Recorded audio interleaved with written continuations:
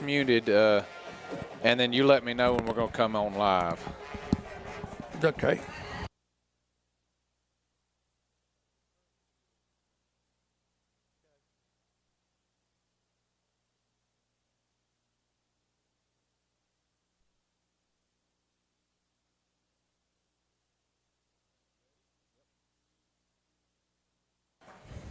Good afternoon, everybody. Welcome to the Maroon Devil Network, home of Swain County High School athletics, and a beautiful night here at Swain County Memorial Stadium, Boys Steets Field, as Swain County High School Maroon Devils get ready to kick off against Cherokee Braves. We are taking a moment as we have the band get off the field. We have a special ball. I believe they're going to bring the game ball in this afternoon, but we have a special guest flying in here, and quite literally flying in here, Mama, our medical helicopter here in the mountains that provides great medical transportation and care for those.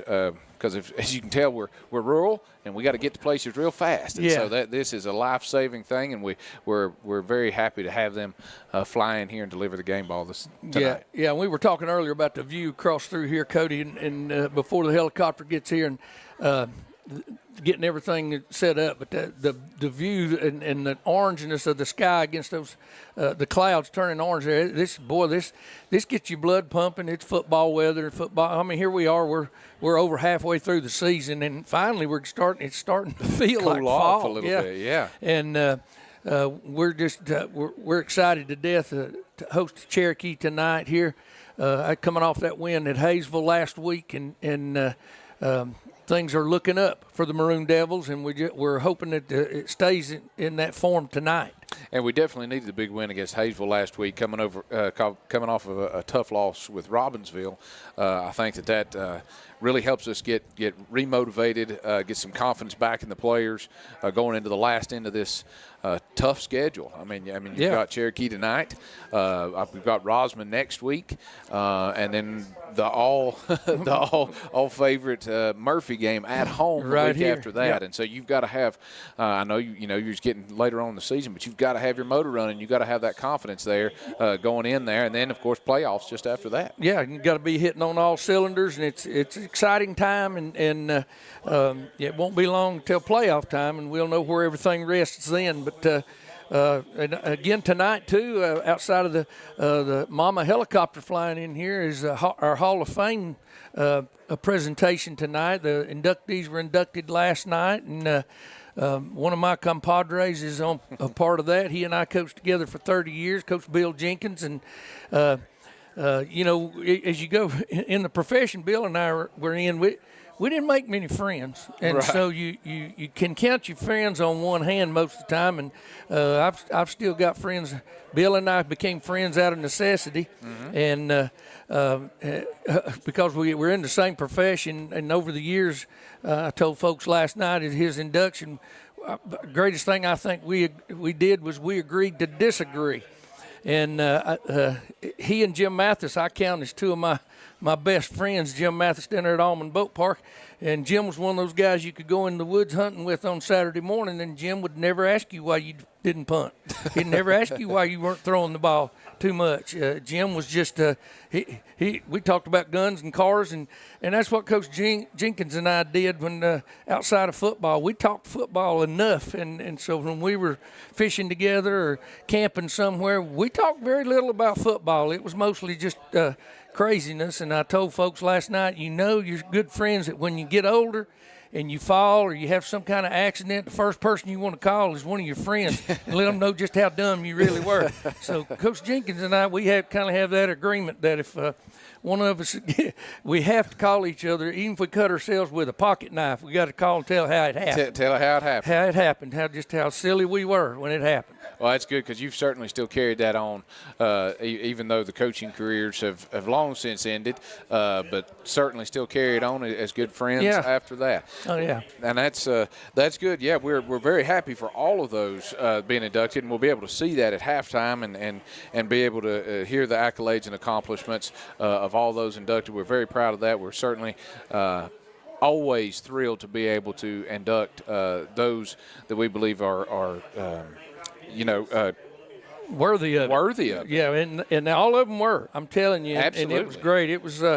I hadn't attended one of the events until last night for a while. It had been over a couple of years since I had been to one of the inductions, and so it was very entertaining, and it was great to see all the folks. And congratulations to all those inducted last night. And we're still waiting on Mama to get here. They're saying about 7:18. The helicopter is going to be flying in here. Until that happens, we've got a couple of minutes here, and I'd like to give a shout out to some of our sponsors tonight as Farm Bureau. This is our field floor sponsors: Farm Bureau, Great Smoky Mountains Railroad, High Creek Earthworks, K&B Lawn Care. And the Maroon level sponsors are Big Cove Grocery, Bojangles, Carolina Outfitters, Great Smoky Mountain Bait and Tackle, Kirkland Construction, Mark's Garage, Park City, Samuel Everhart Realty, Smith Accounting, Wise Guys Grill, Ward Plumbing, and WNC Pharmacy. Thank you so much for those that continue to contribute to Swain County High School Athletics and the Maroon Devil Network. You guys always make this possible, and we're very happy for those that do that and make this something that we can do. Folks don't know what it takes to put on a production like this, and for folks to kick in this community. And we're a rural, like you said earlier, we're a rural community, and you people line up around here to help you out. I learned that in coaching when you have some success and you want to spread accolades on to your players and participants in any sport up here. I never had any problem raising money for things like state championship rings. I mean, folks were lining up to write you a check and to get these things purchased and to allow and show their support for what you were trying to do up here with the young people of this community. And so I believe I think I may be able to hear Mama coming in.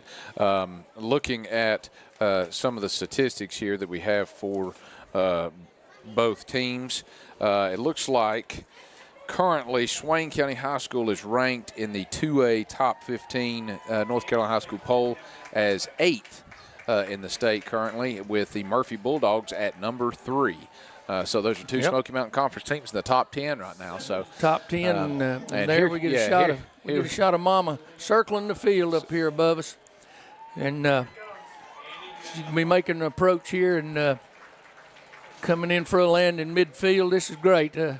We were referring back to your senior year, Cody, when the State Highway Patrol, we brought all the troopers in that had graduated from here and troopers who were working here, and they flew the football in on the Gazaway. Yeah. Rocky Gazaway was the pilot, and he had attended school here, and was from Swain County, and he hand delivered the ball out there to the midfield to me, and that was a very exciting moment. It really was for me. It was great that got put together and got all of them cleared to be here at the same time. And I'm not sure if he's on there right now, but a long-time medic aboard Mama has been Teddy Peterson for a very long time. A long time. Teddy worked on that. He's been a medic, thing. and he graduated from Swain County High School as well. Yeah, he'd been a part of that program for years and years, and he's still in the EMS business. And she's done made a loop around, and she's coming back this way.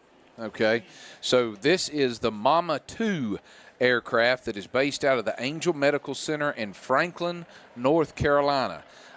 Flying the aircraft tonight is Swain County High School graduate Kenny Dehart. So also with us on Mama 2, aviation mechanic and Swain High graduate Joe Carver. So a pilot, a medic, the mechanic, all from Swain County High School. That is a major thing and a major event. We're very happy that we can be a part of something like this.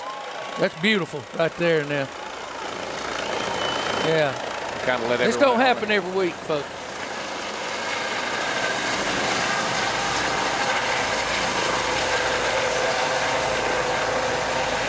Put it down right on the numbers. Sure did. Gently, too. Nope. Didn't even.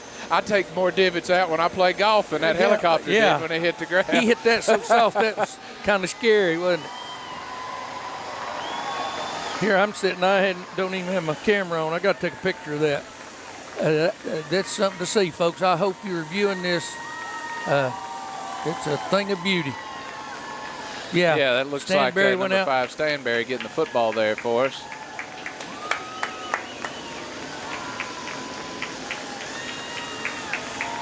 That is something, folks.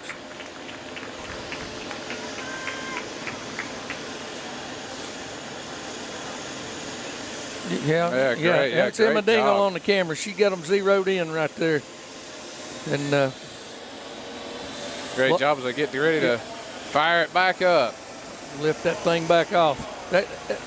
Mama's been so important to these the towns and here in the mountains over the years. It's just become commonplace to see her flying over, and got many pads for her to land on and lift off from, pick people up that have suffered from accidents or medical emergencies.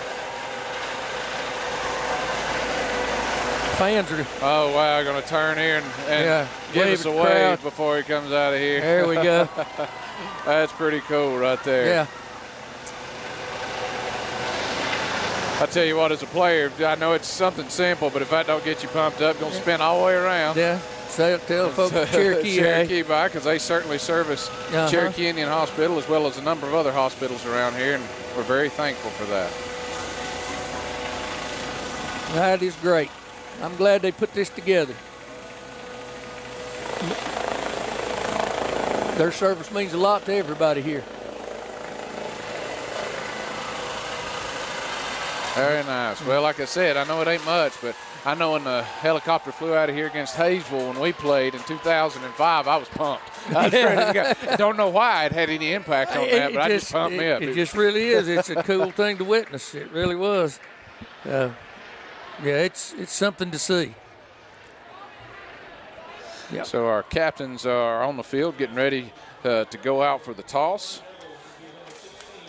We got number 16, Drew Cody, number 55, Skaggs, number 6, Glaspie, and number 5, Stanberry.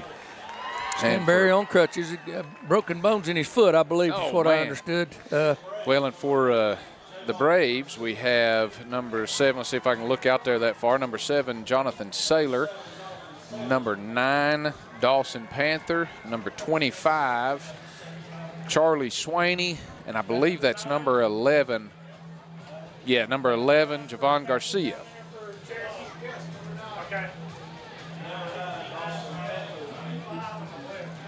So it sounds like Stanberry broke his foot at the beginning of last game. So glad to see him still out here. Glad to see him supportive. He's still a big part of this team. I'll tell you what, he's motivated, always has been, and he had major impact on our big wins and kept us in many ball games this season. Him being a senior, it's iffy at best if he's able to, according to how far we get in the playoffs. It depends on the severity of the severity, break, and we won't know that until it's looked at every week. That Sharon Burrell just appeared in front of me right here. I was by myself. She couldn't see behind the screen. Yeah, she couldn't see me behind the monitor here. And, she appeared here in front of me and kind of scared me a little bit. Our captains go out and shake hands, get ready for the coin toss, see who's going to be kicking and where. Great night, Hall of Fame night. Yeah. Mama flew in here with the ball. Finally cooling down. Playing Cherokee, a natural in-county rivalry, basically.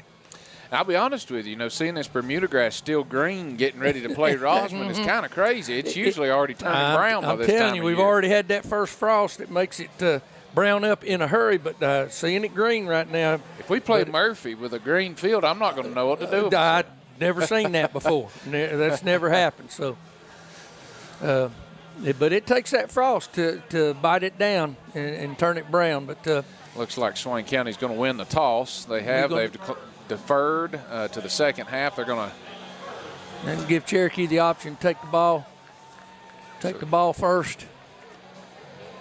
on offense. So we're going to spin around. Spin around. We'll be kicking towards the concession stand end of the field. People always wondering, and if you don't know, the reason why they're allowed to pick the sides of the field is we're going to kick that way because we want the scoreboard in the second quarter. We want to be able to look at the scoreboard going in at halftime so we can see our time on the clock and our players. I always liked it. I liked it for that very reason. I didn't have to turn my head, and the players didn't. You could look up, and when there was 2 minutes left to go in the first half, you could look straight up and see the amount of time. We've got play clocks on each end of the field, and hopefully they're both working tonight. Sometimes you have a little trouble with them, but if they're working, the quarterbacks and the coaches can see it because they're at field level, but to look up and see that scoreboard, and we only have one at one end of the field, and therefore, I like just being able to raise my eyes up and then look right back down at the field and make a decision on whether you need a timeout, whether it's if it's fourth down, whether you need to punt, and you're not going to leave them enough time to try to drive the field on you then. So Swain will be kicking the ball off to Cherokee. I know that our kicking game has been a little bit of a struggle throughout, and we've seemed to hone it up and get a little bit better every single game. Yeah. And I hope that that's something that we can do tonight. You know, kick the ball deep, stay in your lanes, control yourself, get down there, and don't let anybody by you on the outside. That's right. And Stevenson's been able to drive the ball. He's starting to pick up that leg strength, and he's starting to be able to drive the ball and put the ball some places. The coaches are telling him kind of where they want him to put the ball in order to help your coverage out so you're not covering the whole field. I always enjoyed a kicker that could kick the ball and almost place it on the numbers, the actual stencil painted numbers on the field. And if he could do that, then you could crowd that side of the field and help defend, but you've got to not let them outside on the wide side of the field. That's what kills you. And so the old days of kicking it straight down the field and having to defend sideline to sideline, coaches have gotten smarter over the years and said, gotten away from it. Yeah, if we can kick that thing into one area on the field, we'll just defend that area. And here are the Maroon Devils. Look like they're pumped up and ready to go. And surely they will. Especially with Cherokee, it's always been a history of this. Cherokee's going to stay in it for a very long time, and so you have to get on them. Oh, yeah. You got to get on them quick. Notorious. Because they certainly have the athletes. They certainly are probably, in my years of playing and watching them play, one of the biggest changers of momentum in the middle of a game than I've ever seen. They can get momentum faster than any team that really we play. Can. They have and what they do is, and they're notorious, historically speaking. If they've got an impact player, he immediately has an impact on the game, and most of the time it's positive. And you've got to be ready to absorb that and then take that momentum away from them, because if you let them keep the momentum, they can beat you bad. as a coach, it was one of those things that you really went after their strong points to try to take them away first. Make them try to do something different they don't want to do. And as we get ready for the kickoff right here, we're waiting on the head official. He's back here. Oh, we've got TV. Yeah, I forgot about that tonight. We have My 40 out here as well. Covering the game, and I forgot about that. So they have certain things that they have to do, and I think it's the TV guy. There he is. Yeah. zooming in on him there. And we've got there they are posted scissor up. lifts and all kinds of stuff. Yeah, we got people up everywhere out here, and so you got your options tonight, folks. You can turn over there and watch commercials on the TV, or you can stay here with us and see our sponsors, and me and Cody will do the best job we can do right here. Nothing against whoever else is broadcasting on My 40, but I believe we're going to be more entertaining than they are, hopefully. Well, I know there'll be more. As I got a thumbs up from down there. Yeah, their English will be a whole lot better than ours, I guarantee you. But all right, we're waiting. Yeah, we got the pre-TV timeout. We got the man standing on the field saying, "Hang on just a second," and the head officials ready to go. I think they're going to take a minute. They're going to call the teams to the sideline, so we'll go ahead and take a break right here.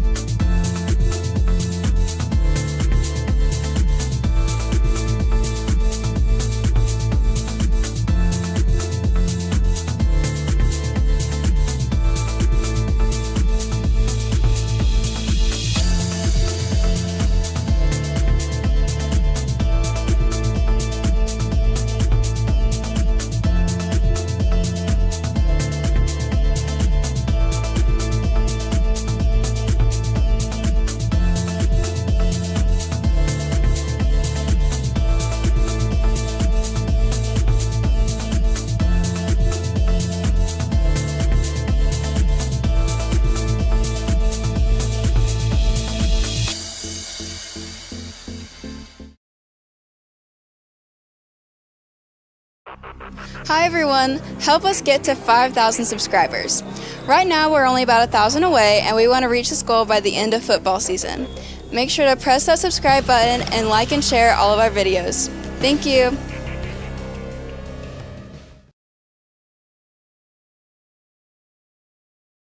Hi, my name is Alex, and I attend this school there. And this is our bus. It takes us to where we want to go, usually. The thing is, we're missing a very important piece of the puzzle. The person who drives it. We need a hero. Someone who knows how to drive a giant vehicle around. Someone who can get us to school on time so we can, learn.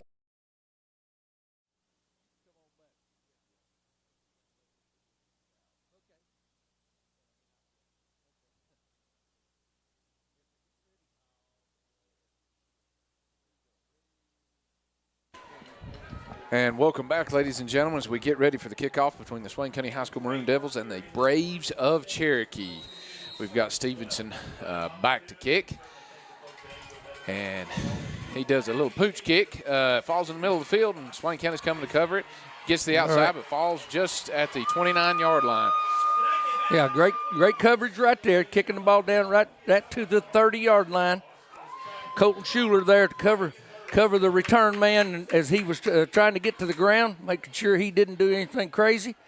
And I'm Coach Rod White, and I'm here with my son Cody White tonight with you. I guess we forgot to introduce ourselves. Well, sometimes we do. I feel like I'm at home, so I don't feel. Sorry about that. It's all right. So it's we don't have to call it necessarily like the radio. As you can see, Cherokee comes out in a single back formation. Yeah, we walk a linebacker down into the line of scrimmage to make it a five-man front. Quarterback keeps it. He's out on the edge. Gets all the way out to the 50-yard line. All that was a quarterback follow, and he just carried it out all the way to the outside here. To the outside. We jumped into a five-man front. That's 4 defensive linemen, and we took our inside linebacker, Schuler, put him as a nose man up on the line of scrimmage at the last moment, and created that five-man front. It became basically a very widespread 52 defense. Going to come out in the gun this time. Quarterback Jonathan There Saylor. again, Schuler up to the line of scrimmage. Flag on the play. Probably going to be a dead ball. Dead ball foul. Probably movement on Cherokee there. Saw from the other sideline. Oh, encroachment, it looks like. Oh, okay. All right, so it is against us. May have been somebody didn't check the ball when they lined up. Got to check that football and get your distance. Look down that line of scrimmage. Yeah, a lot of times you look down the line of scrimmage and then you put your hand out, but your hands breaks that plane. So it's going to bring up 1st and 5 for Cherokee at the Swain County. Now 53. Yeah, 53 defense. Walking that linebacker down. He's in the strong side A gap right there on the play. That'll be Schuler again. What he's doing now, folks, is he's going up there and lining up in between our 2 tackles as a nose man. And the folks remember the old 5 front defenses. And what they're doing, I'm pretty sure, is they've got it set up. As Cherokee's in certain formations, that's what they're going to do. They may not do it every time, and down and distance will dictate that because it's going to bring up about 2nd and 3 right here. Yep. And Cherokee's going with a 2 tight end set, and we'll stay in the forefront. Quarterback keeping on the counter. Off the edge, linebacker comes up from his outside linebacker. Wow, that looks like Drew Cody. No, that was Cody coming out of the secondary. Yeah, safety had that red all the way. Drew's been good at that this season. And that was a quarterback counter. Yeah. Faking to the running back and then pulling the backside guard and tackling and bringing them across and letting the quarterback follow behind. Yeah, now on this one we're going to actually bring in an extra defensive lineman and for the 5-man front, bringing up 3rd down. So we got Brown up front. We got Jones, Skaggs, Houston Hornbuckle in there, and Aiden Smiley, it looks like. Trying to get a long snap there.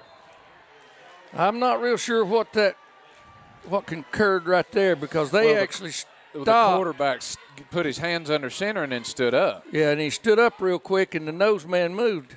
It's offsides on this. Drew us offsides on the second move. Not the first move, but the second move. The snap count didn't get us. That quarterback moving the quarterback did. standing up did. So, well, you can't really be faulting on. No, he's seeing allowed to somebody do move. that. Yep. 2 tight ends, 2 splits, single back. 5-man front. Oh, Dive, good. Aiden Good. Smiley. Smiley cleared that inside. Made that quick inside move right there. We're slanting and scraping up front quite a bit against this front right here, keeping them. That keeps offensive linemen a little bit timid when you're moving up front as the ball snapped on defense, and that's what we're doing right here, making different adjustments. Going to stay with that 5-man front here. 3 linebacker set in behind them. Cherokee staying with now they're going out of the gun. Gun eye, I guess. Gun eye. Pistol set. Throwing it out in the flat. He catches it. Breaks 2 tackles. Outside. That's number 11. Yeah. Javon Garcia. Yeah. Tackled out there by Drew Cody coming from his free safety position, but not before Cherokee gets a first down. That's going to put the ball down about the 24-yard line, 23-yard line, I guess it looks like. So it looks like Cherokee, and they're notorious for running first down routes. Cherokee always ran a first down route, especially if they've got a long way to go on something like that they're going to run to the sticks. Yeah. 2 tight ends going to run twins out here to the wide side. Single back set here. Quarterback's going to keep it up in. Had a trap block, it looked like, going on right there. I lost my focus there for a minute. I'm trying to focus a little bit more on these offensive and defensive linemen right here. And that's number 7. It seems like quarterbacks, except for one handoff, he's run the ball or thrown the ball every single play. Yeah. So, and again, that's Jonathan Saylor. He's been a big part of their offense all year long. I mean, every time you pick up the one feather, you're going to see a picture of him and get some stats off of him. So they're coming out now under center. Yeah, under center, still in 2 tights, now 2 splits, 1 to each side. Back is in a fullback position behind the quarterback. Going to run a count. Dive. Yeah, run a dive. It looks like it's more of a zone dive this time. Just gave putting him about 3 on the play. Yeah, tried to kick out on the end and block everybody else down. Be important here. I could see him trying to go ahead and calling a play, but trying to do the crazy count again to close the gap of 3rd down here. Yeah. But again, like we've said for years, if they're going to throw the ball, they're going to run first down out. So corners, keep them in front of you, put your heels on the first down marker, and make sure they catch the ball in front of you. We're staying with our 5-man front. Cherokee going out of that pistol set again. Pass blocking this time. We come off the edge. Oh, underneath right number inside, 6. Yeah. It was just a quick, short post route, right in cut. Number 16 there from Cherokee. Yeah, that's Zula Highland Crane. Caught that ball 3 steps and cut it into the middle of the field, just behind the linebacker depth right there. That play fake holds those linebackers, freezes them for just a second. And allows him to be able to throw it underneath there. Yeah, we're playing with a 3-deep secondary right here and 3 linebackers underneath. So it's going to be 1st and goal for the Braves coming out in their shotgun eye set. It's going to run a quarterback sweep out here to the right side. We've got it covered. Oh, good hit. All right. Down to about the 6 or 7 yard line, it looks like. So gain of about 2 on the play. That'll bring up 2nd and goal now. No hurry. Doesn't look like any hurry-up offense or anything like that. I could imagine that, if we stop them here, that they're going to run something similar that they did just a minute ago to get the first down, some underneath routes or an out route or something like that, and pick on the corners again. Exactly. They're trying to gain that advantage on the edge. Like they're using the quarterback to do that. And that puts a lot of pressure on those outside linebackers. We've got Gillespie at one and Lossy at the other one over here, and with Schuler in the middle. 5-man defensive front, pass blocking again, kind of a turn-back block looks at. All right, he's under pressure now. He couldn't get his man wasn't open. Now he's going to tuck it and run it. Tries to throw it back down inside. It's batted down there by it looked like Cody. Got a hand on it. Yeah, it is Drew. Couldn't see his number there. He was turned sideways. I was looking here. I didn't know where he jumped through that ball, but he had to keep an eye on that. But I guess the one I saw downfield was actually one of the tight ends. So that's That was a legal maneuver. All right. Didn't know whether he had crossed the line of scrimmage yet or not with the ball, too, when he threw it. But now that's going to bring up third down. They're going to probably try to run something to freeze the linebackers again and throw it underneath. Right. But they're really going to lock that wide side of the field over there and try to get. Two tights, two splits. Going to run off tackle. Zone block this one. Oh, and they're pushing. A hat on a hat down there. Down to about the 1 yard line. Touchback. We're signaling touchback. There was a fumble, and Drew Cody comes up with it. All right. Wow, Cherokee there we fumbles. go. I couldn't see that. That's a momentum swinger right here now. So that ball goes out to the 20. Yeah. Yeah, we looked a little confused, but that ball came out down there, and then one official saw it. Came in from the sideline and ruled it a fumble. Yeah, that's a touchback. Yeah. Okay. And it's a touchback. So interesting change of circumstances. Yeah. Instead of 4th and 1 at the goal for Cherokee, it is now 1st and 10 Maroon Devils at their own 20-yard line. 20-yard line. Well, we needed a break right there. That Cherokee was driving the football, and somebody rattled it loose there. I couldn't tell who it was, but because it was just all zone blocking. They just came out. Wasn't no traps to it or anything. They just came off the football and tried to knock us back, and we knocked the ball loose. And it's very important here to go ahead and establish your will, establish a good offensive drive. Yes. And get the ball moving. All right, we got that trip set over there. Student body sweep. There we go. There goes Cody up in. Going to pick up a first down on first down. I know that's not what it's called, but that's what no, it is student body sweep. Yeah, I mean, you got 10 blockers basically. What you got when he takes that direct snap out of that shotgun set and takes off with that thing, you got 10 eligible blockers out there. So he's on his own.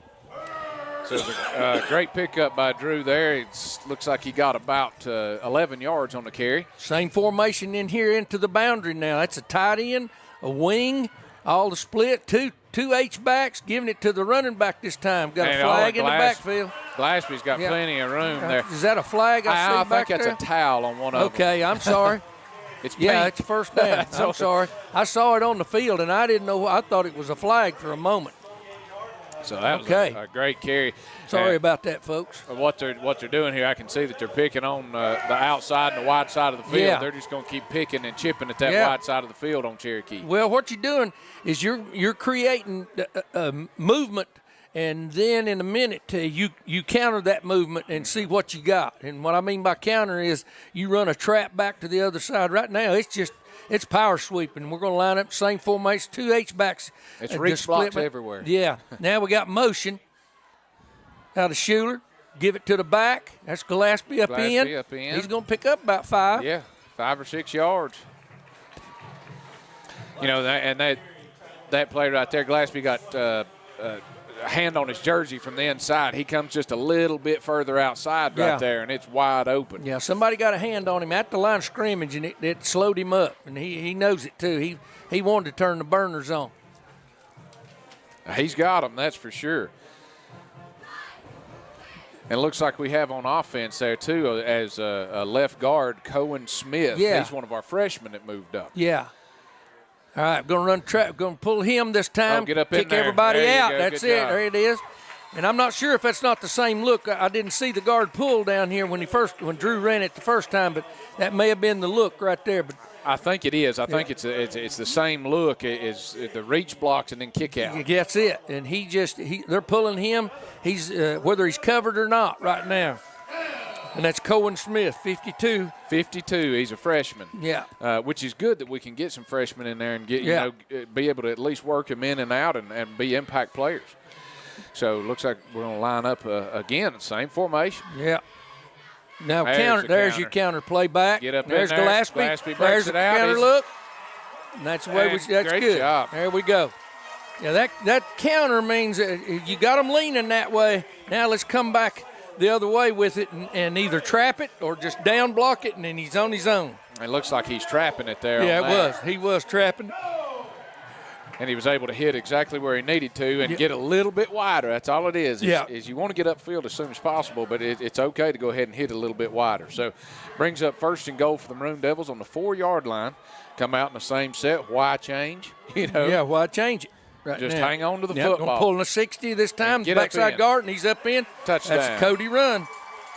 That's good play calling right there. touchdown for the Maroon Devils. That'll make it 6-0 with 4:05 left to play in the first quarter as Swain County attempts the PAT. I believe it's going to be Stevenson.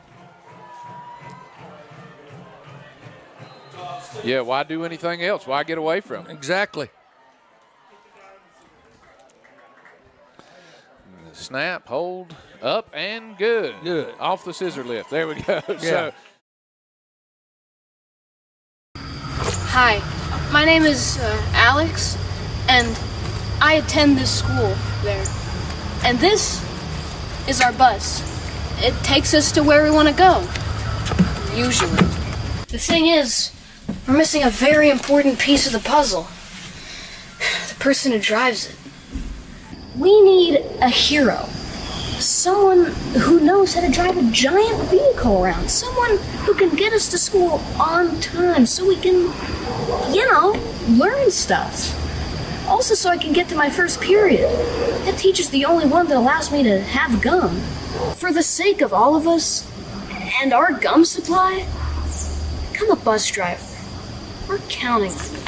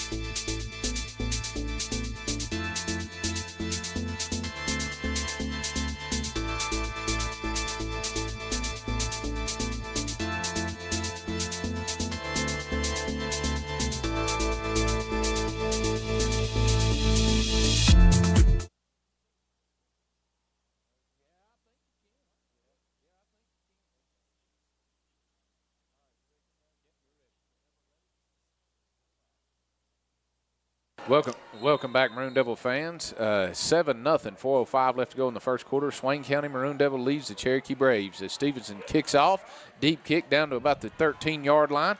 Certainly returnable. Oh, and he slips coming in. That's the quarterback, Garcia. Slipped and gets down to about the 32-yard line. So the Braves will begin their second drive. They had a very successful first drive if you're just joining us. Got all the way down to the 1-yard line and fumbled the football into the end zone, giving Swain the ability to get a touchback, bring it out to the 20, and Swain just marched right down the field. Right down the field with it. So we'll see if we make any defensive adjustments here to handle some of that.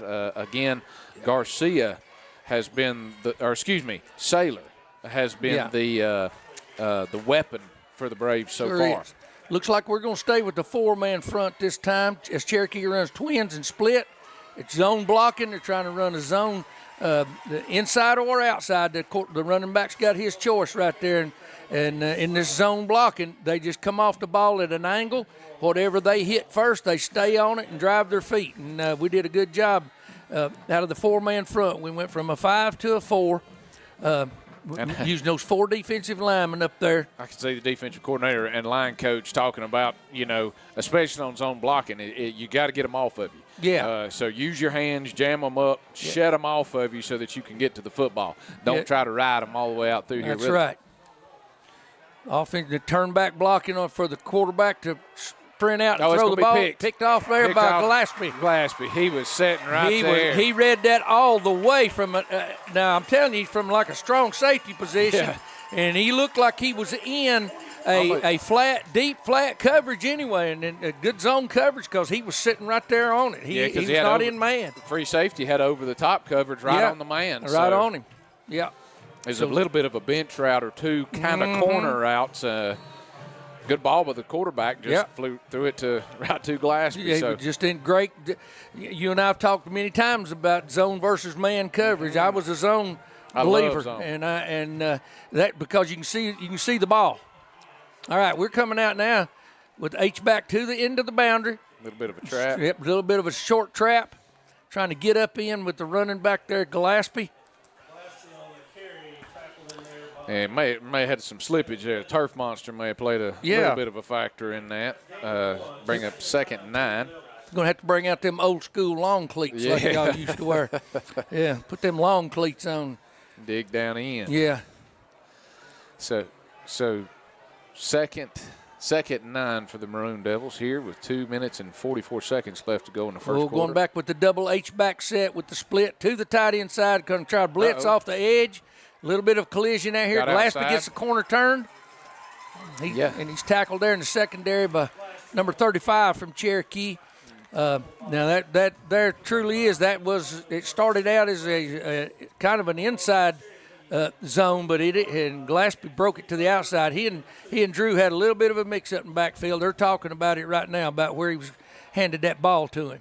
And great pursuit and tackle by number 35, Emiliano Garcia. Yeah, now we're putting that same formation with the wide receiver and the 2 H-backs to the tight wide side of the field, going to pull the backside guard up in. Now Drew makes his outside cut. Oh, that's another slip and a fall. Yeah, that's about the 3rd slip and fall. Yeah, the turf is coming up on him out there. I don't know. Must be holding some moisture somewhere, because that's about the 3rd or 4th slip we've seen tonight. Because there was nothing between him and the end zone but Gillespie. So. Yeah. Well, either way, he got the first down, keep the ball moving, keep the momentum going. And with 1 minute and 35 seconds We're staying with it, play. folks. We're staying with that double H-back set.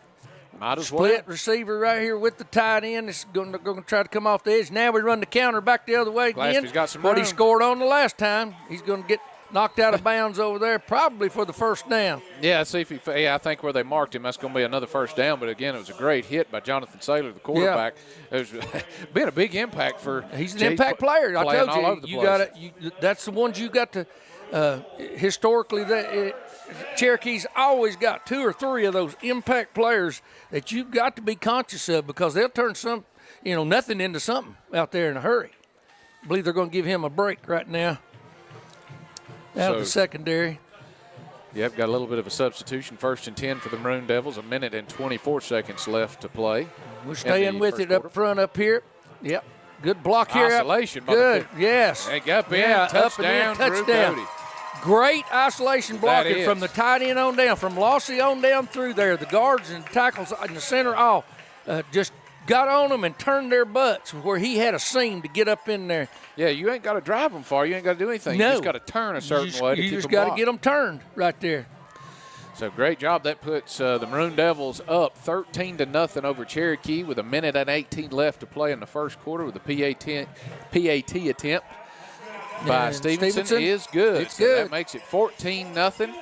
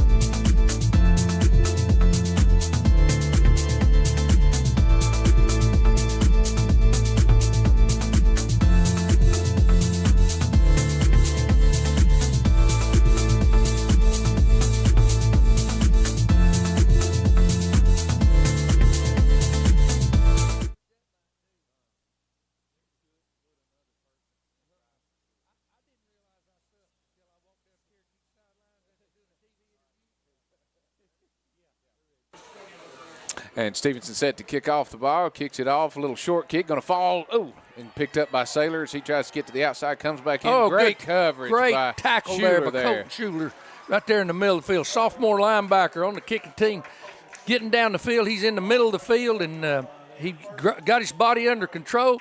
He didn't go after him to try to kill him. He just went after him to get him, and he got him.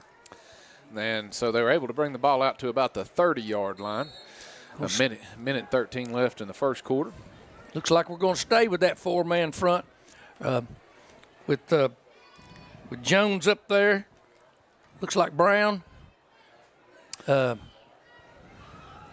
Hornbuckle. Skaggs, yeah. Yeah, and Skaggs. Maybe Smiley right there, 60. Yep. Inside move. Quick. Get up on him, get up on him. There we go. Good job. Way Good to come out here coverage by inside Jones. out by Jones. Now, he was doing that same things the last couple of weeks. Jones has been playing up and down that line of scrimmage, seeing the football way better and finding it and getting to it no matter where it's at. Yeah, great coverage there, and that's just one of the things as I see them talking to the corner there. I believe that's Brown. Set your feet. Yeah. You got him in front of you, set your feet, just like in basketball or anything else, and just keep him in front of you. But it was a good job of delaying him long enough for the big linebackers to get out there. So we're in a 4-3.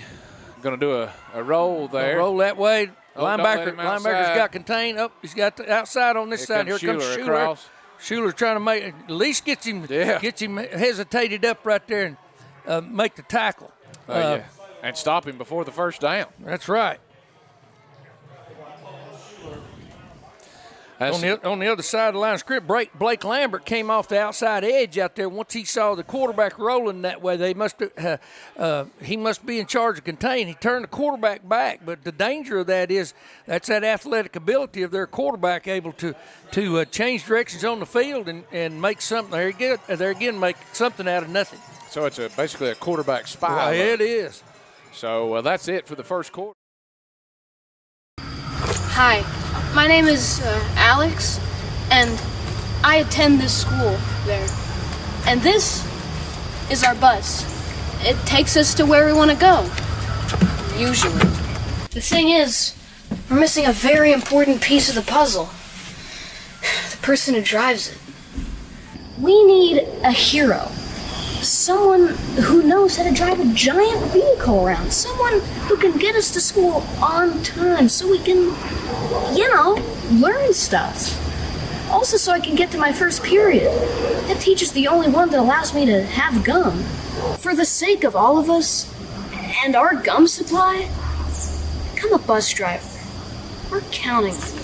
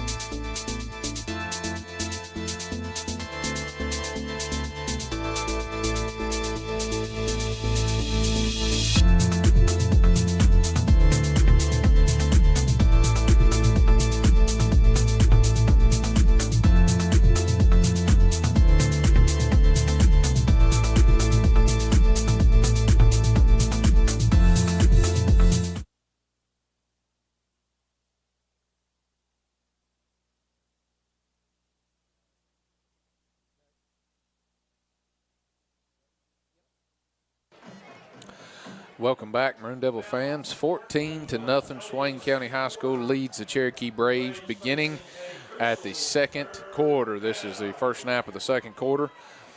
Here on Hall of Fame night. Hall of Fame night. They've said All right, Cherokee staying with their 2 tight ends. We're in a 4-man front, slanting into the boundary. Got the wide side coverage. He's under pressure. Comes off the outside edge. About intercepted. About got it picked off underneath there. Stillwell. By Stillwell. Stillwell made a break on the ball. I believe he was out of bounds, or it would have been an interception. That's going to bring up 4th down. It looks like Cherokee's going to elect to punt the ball away to us right here. And hopefully we can field this thing and get some good field position out of it. First punt we've seen all night. Yeah, great defensive stand. Yeah, first punt we've seen all night. By either team. So, yeah, great defensive stand. We got a timeout, I believe, by Coach Holt. Yeah, Coach Holt, I think personnel were wrong right there or something. And we're going to see right here. Anyway. We'll stay here and we'll talk about it. And I know that's probably what he's trying to do is get some of these personnel things, especially with what Robbinsville was able to do a couple of weeks ago with converting 2 out of 3 fake punts. You got to make sure that the personnel's there, they understand it, they know what your assignment is. You can't be giving up freebies like that. Exactly, because people realize that if you are replacing your defense with some players and you run some people on to become the punt return team, they may not be as heads up when they go on that field for looking for things like that, for different formation looks. And Robbinsville took advantage of us, and now that's out there on film. Yeah. And other people see it, and they're going to try it. They're going to attempt to put you in that situation and split people out, hide people near the sidelines, do crazy things like that you can't see them, and get you distracted just enough to fake a punt. They line up to punt. All right, looks like a shank punt. Get away from it. Get away and let it go out of bounds right there. We'll take over the ball. It looks like it's going to be about the 47, 46 as soon as they make up their mind right here. One official. It may be about the 45. We'll say 45. Yeah. We'll play it safe there and say 45. So Maroon Devils will take over on first down at their own 45-yard line. We've pretty much had our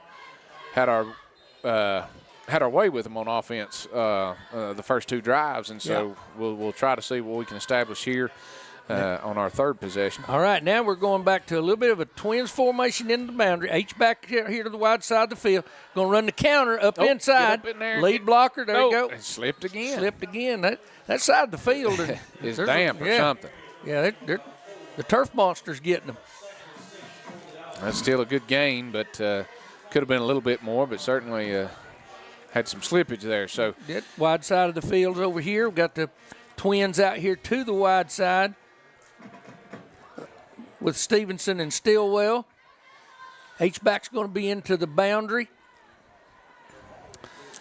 Yeah, wide side of the field. Let's see if we can take advantage of that wide side of the field. Going to pull and trap to the backside, up and in. It looked like a little bit of a busted play that we were able to make something out of that. Yeah, Cody took the ball. I'm not sure whether they were trying to short trap it or whether somebody missed a handoff. I can see he's down there talking to Gillespie right now. They're discussing it. But and that's Drew did the smart thing. He knows where it's being blocked, so just get the ball. Just take off. Take off right up in there, right behind where the ball's supposed to go, because that's your best shot. Like to see good communication, though, with those in the backfield and the linemen. The more you can communicate on the field, the better you're going to be, and everybody's on the same page. Yeah, H-back and twins out here to the wide side of the field now.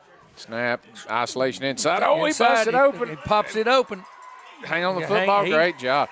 It's one thing he can do, too. It's hard to strip that ball from him, but he gets shaken up a little bit on the plays. He got drugged down from behind there in the secondary, maybe onto his leg, and we hope it's not anything that's going to keep him down for any period of time. May have got the air knocked out of him. He's got both legs up. So. Yeah.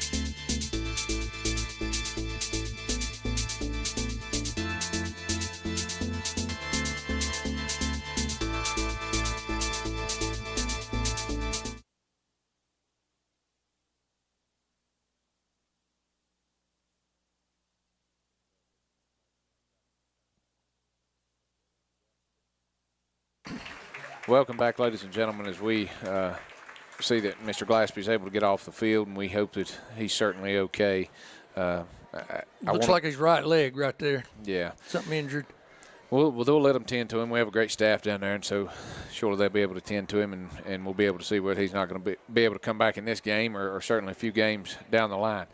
I wanted to give a shout-out to the Swain County Mites and Midgets. Both will be playing Cherokee tomorrow at the first round of the playoffs at Cherokee. So if you can, come out and support the youth of the Maroon Devil football team, and that is the generations that will be very soon up at this level and playing. So go out there and support them. They're doing a great job. I know they've won a lot of ball games this year, so we want to support them all the way through the playoff runs to the Cracker Bowl. So tomorrow at Cherokee. Joining Cody in the backfield right now, we got Caden Sawyer back there with him. Got penalty flags down. False start.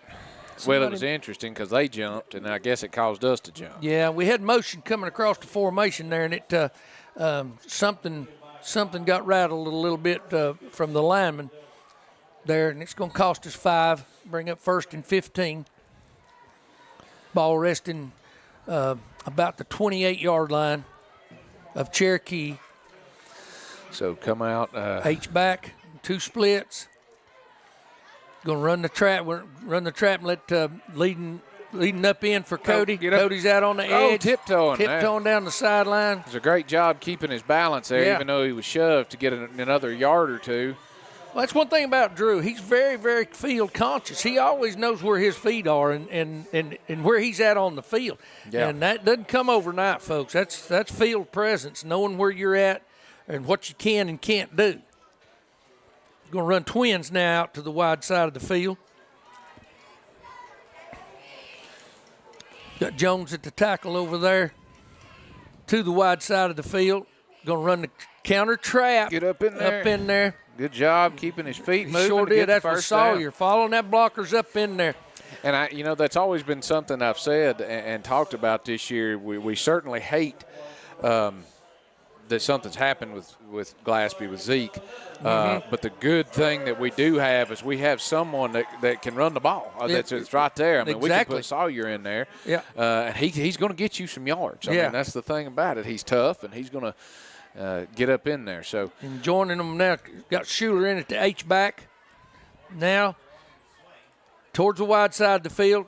Drew's going to keep it up in. Met. Oh, great Breaks job. a tackle there. And he got it in, a touchdown. He's in. Give it to touchdown. A great second and third effort by Drew There Cody. again, field presence. He knew he wasn't all the way there. All he had to do was make that one spin, and then he lunged. He knew exactly where he was at on the field to get that, put that thing across into the end zone. Great effort by Cody to be able to get in there and do that. So that brings the score now to 20-0 for the Maroon Devils over the Cherokee Braves. 9:19 left to play in the second quarter as Stevenson will be out there for the PAT attempt. Good snap, good hold, good kick, and it is good. So 21-0 Maroon Devils over the Cherokee Braves. 9.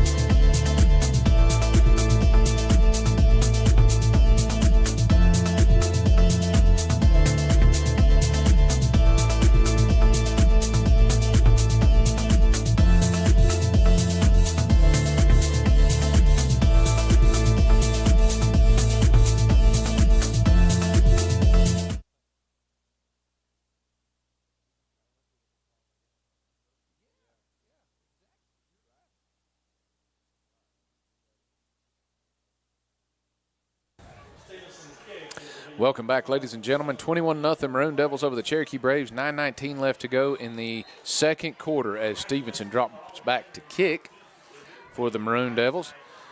Good kick. Good kick. Good deep kick. Deep. Stay in Take a bounds. rope. Oh, wow. They did. Touchback. Touchback. Stayed in bounds. Got the touchback.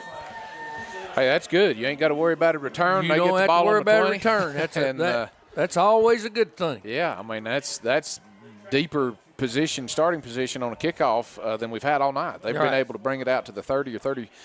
They're 25 to 30 every single time. So Cherokee will take over after that kickoff on their own 20-yard line, and the Maroon Devils have been able to contain them. Other than the first drive of Cherokee, where they were able to get some big plays starting off, we've kind of been able to manage them. We've made some adjustments, going back to a forefront look, and been able to keep contain on them.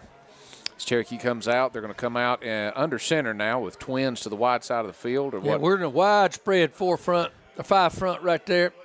Great job coming up. And yeah, looked like number, let's see. Looked like 10, Kobe Mashburn on the tackle right there. I couldn't tell. I think he's from, outside linebacker position over there where Glaspie was playing. Yeah, he's in there for Glaspie, came right off that edge right there, made a great tackle for a short game. He came in, I believe he came in, if I'm not mistaken, against Andrews and made some big plays. Yeah. He's not afraid to get up there and he hit. mix it up. Yeah. Yeah. So Cherokee will come out now in their shotgun formation, two tight ends and twins to the wide side of the field with a toss sweep out this way. Out to the wide side. That's holding. Holding out here wow, on the edge. There's the flag. Yeah. I was about to say, Lord of mercy, yeah. they're about to pull Skaggs to the ground. Yeah, he had great contain on that edge right there. And he was trying to get off of that block. And when he did, and he's strong enough to get off the block, but when you grab hold of him and the blocker realized there's no way I can keep him here but other than hang on to him. And that's one of the reasons I was telling a minute ago why the defensive line coach is talking so much about getting a separation. One, separation allows you to get off of them and get upfield and keep them from creating the alleys, but also that separation requires them to hold you. Yes, exactly right. And it's going to be seen. There's no way else they can do it. Especially on those edges. Up in the middle you can get away with it. But on the edge, you're going to get caught. There's an official looking right at it. Especially on a big man like Skaggs, too, because that's a lot of jersey to be pulled on. Yeah, and we got number 56 in there now, Bentley Cody, a freshman, playing as one of the interior tackles there. It's good to see the freshmen getting some reps in, getting some work in. It's going to help them this year and next year, and it gives some of the other guys a rest. Got Smiley and Jones on the other side. Jones coming off that edge, putting pressure on. Great Ball job. thrown behind the tight end, it looked like right there. Good underneath coverage by the inside linebacker there, Schuler. That was good zone coverage right there, just running with the pass. As linebackers said, and that's what they're slapping hands for out there. They pass him off to each other in that zone coverage. You can see those four linebackers sitting right in there, two outside, two inside, and you start yelling at each other for those in cuts, in, or out, and that lets them all know where there's a receiver. And you don't really have to see him; you just got to know he's there. Cherokee going to come out now with twins. Twins and a tight end. Twins tight end and split to the other side. Going to run a split man on a deep route, and he's on a comeback. Great job batted down inside by Drew Cody. Ball was thrown to a receiver coming back to the football. It's a good thrown ball, but Cody was able to break and got there just as the ball did. And batted it down. It's going to bring up fourth down, fourth and about 16. Cherokee's going to opt to punt right here. And there again, Coach Holt's going to make sure that his personnel are right and that they're heads up for anything that Cherokee might. Of course, this is not a good situation for Cherokee to be faking it in, but down 21 points, you don't ever know. It's a different punter in this time. Let's see. Yeah. Gets off a halfway decent punt. Caught great there. job.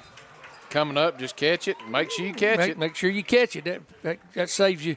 That saves you yardage out there. Again, Sawyer coming up. I believe it was 23. It was 23. I'm sorry. So 23 is Coleman Green. Coleman back there making that catch. A freshman coming up on the ball and just catch it. And that's not easy to do, folks. When you can hear all those feet thundering towards you, And you can't look down. You got to keep your eyes on that ball. That takes concentration and focus. I love to see these freshmen getting involved. So it'll be 1st and 10 for the Maroon Devils on the Cherokee 38-yard line. H-back to the wide side, running the counter, trap. Cherokee comes off the edge with a blitz, and closes it down from the backside. Came across the line of scrimmage and attacked our kick-out block, and we had to cut that back up in there a little sooner than we wanted to, and the backside pursuit got us. So bring up 2nd and 11 for the Maroon Devils. Ball on the 39-yard line.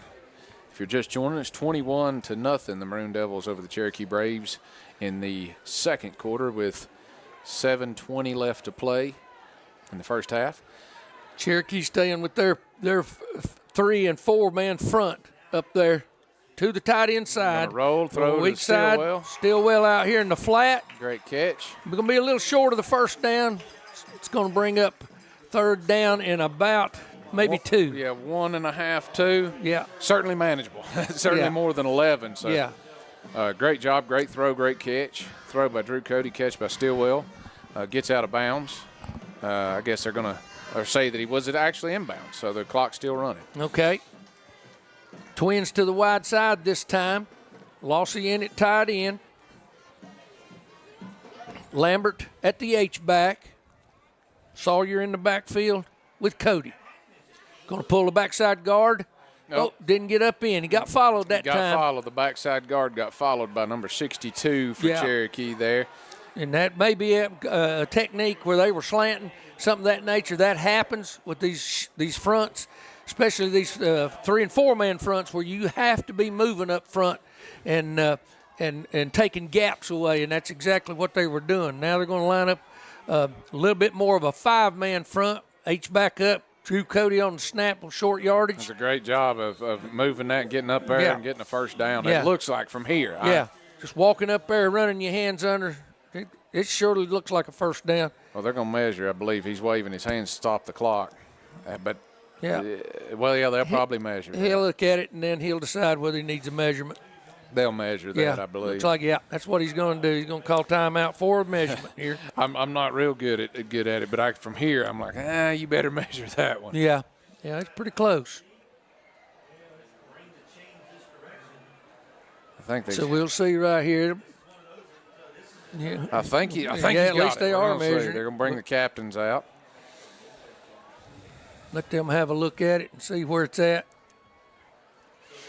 And on the stretch of the chain, I believe he's got it. I believe he's got it. He's either got it by a nose or it's short. He got it by a nose. I think it's about the white line of the football. Yeah. So stripe of the ball from the spot. So it gives us a whole new set of downs here with the ball resting about the 28-yard line, I'd say, from here. Yeah, 28-yard line, so it's going to bring up 1st and 10 for the Maroon Devils. Good to see we've stayed in one offense or one formation, excuse me. Yeah. And we're back in it. I was about to say we've got a lot of variation, but we're back in the original formation that we were in earlier. Evan Ball in at the split receiver here, lined up right beside the tight end. Here comes the quarterback sweep again, and there goes Cody again. Great stiff Stayed with it all night long. It looks like he's all the way in for a score. Wow, great tiptoe. I'm telling you, it's like been a great play. Earlier. This is a great set. Hats off goes to Coach Holt, Coach Brookshire for coming up with this. They're just taking the ball and running right at Cherokee and taking advantage of these edges. With the quarterback speed and with the running backs countering and isolation looks. Nothing fancy, folks. Yeah, that's not. What you're doing is you're running a sweep, but already putting the people where they need to be before the ball snaps. Yeah, nobody's having there. to pull. Nobody's pulling. And nobody's getting behind the snap counter or anything. And the kick is no good. So it'll be 27 PAT, no good. 27-0.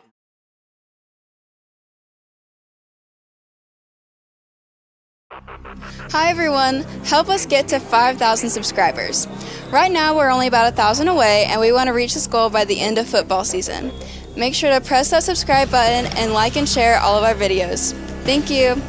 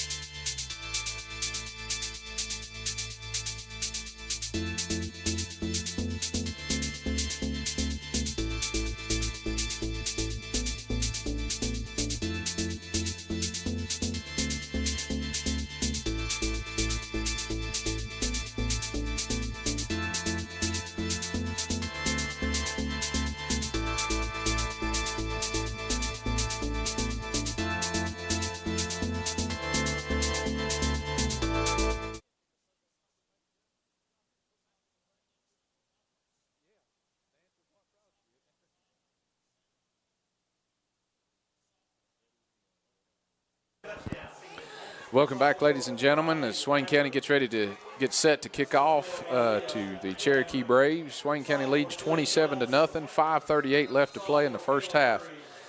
Stevens has kicked a number of variation of kicks, deep, short. Oh, and that's a little knuckleball. Those are hard to handle. Yes, it is, and it's going to run like a rabbit out through there. But they're also hard to defend. Yeah, we do a good job. We got a flag here. That looks like it's going to be a block in the back, I would imagine. Yeah, or holding right there. And it was actually kind of behind the ball as the ball, the kickoff receiver was returning it back upfield. So we'll see what the official, what call the official makes right here. May be backing Cherokee up right here. We'll see. But folks, what you've seen out of our offense, and we were talking about it during the break, is game planning. And Coach Brookshire and Coach Holt and the offensive staff have just simply said, we're going to go with these 2 or 3 formations right here, and we're going to run 4 different plays. Yep. And we're going to stay with them until you stop them. And you're going to have to stop them consistently for us to change it up. And so far, they've not had to change it up.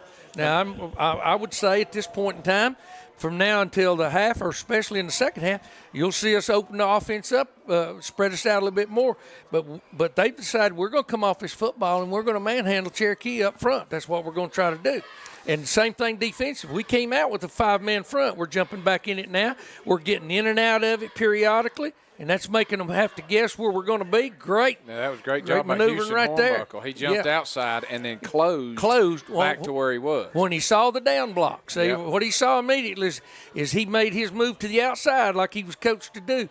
But when he realized that the offensive lineman was down blocking, he closed right back down the line of scrimmage, and it took him to the football. Great move by Hornbuckle. And that was a block in the back that backed Cherokee up to their own 6-yard line.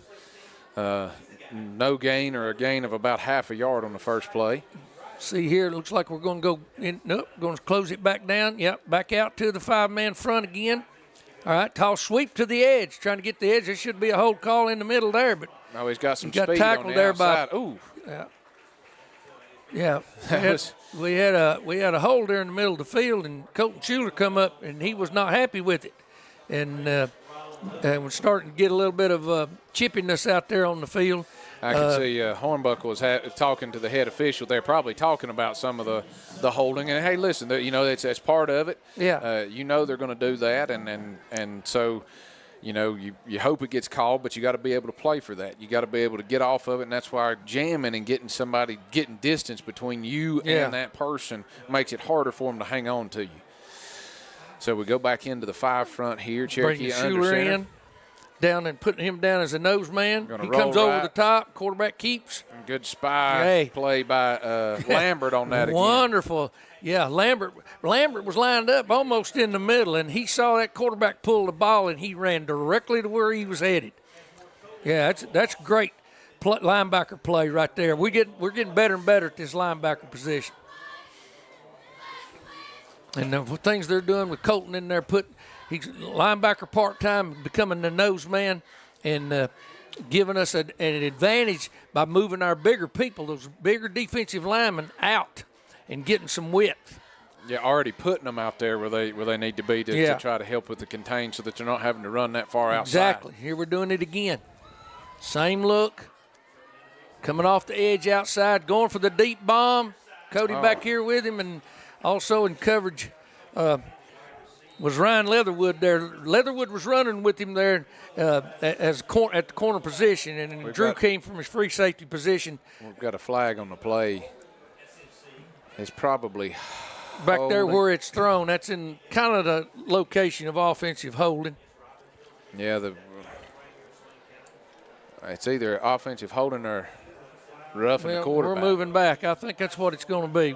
I didn't see. As soon as he threw the ball, I was following the ball. Me too. I apologize for those back home. I tractor beam on the ball there and didn't see what was in the back, but must have been roughing the passer. Yeah, if our producer ever got our instant replay back, we could be able to see that, wouldn't we? Well, okay. The camera followed the ball too. So Joe Holt, our producer, said the camera's following the ball too. Cherokee running the zone, middle zone play right there. Linebacker play again. He's popping that first level. He made the cutback this time rather than trying to go to the edge. Earlier in the ball game, he was trying to get to the edge.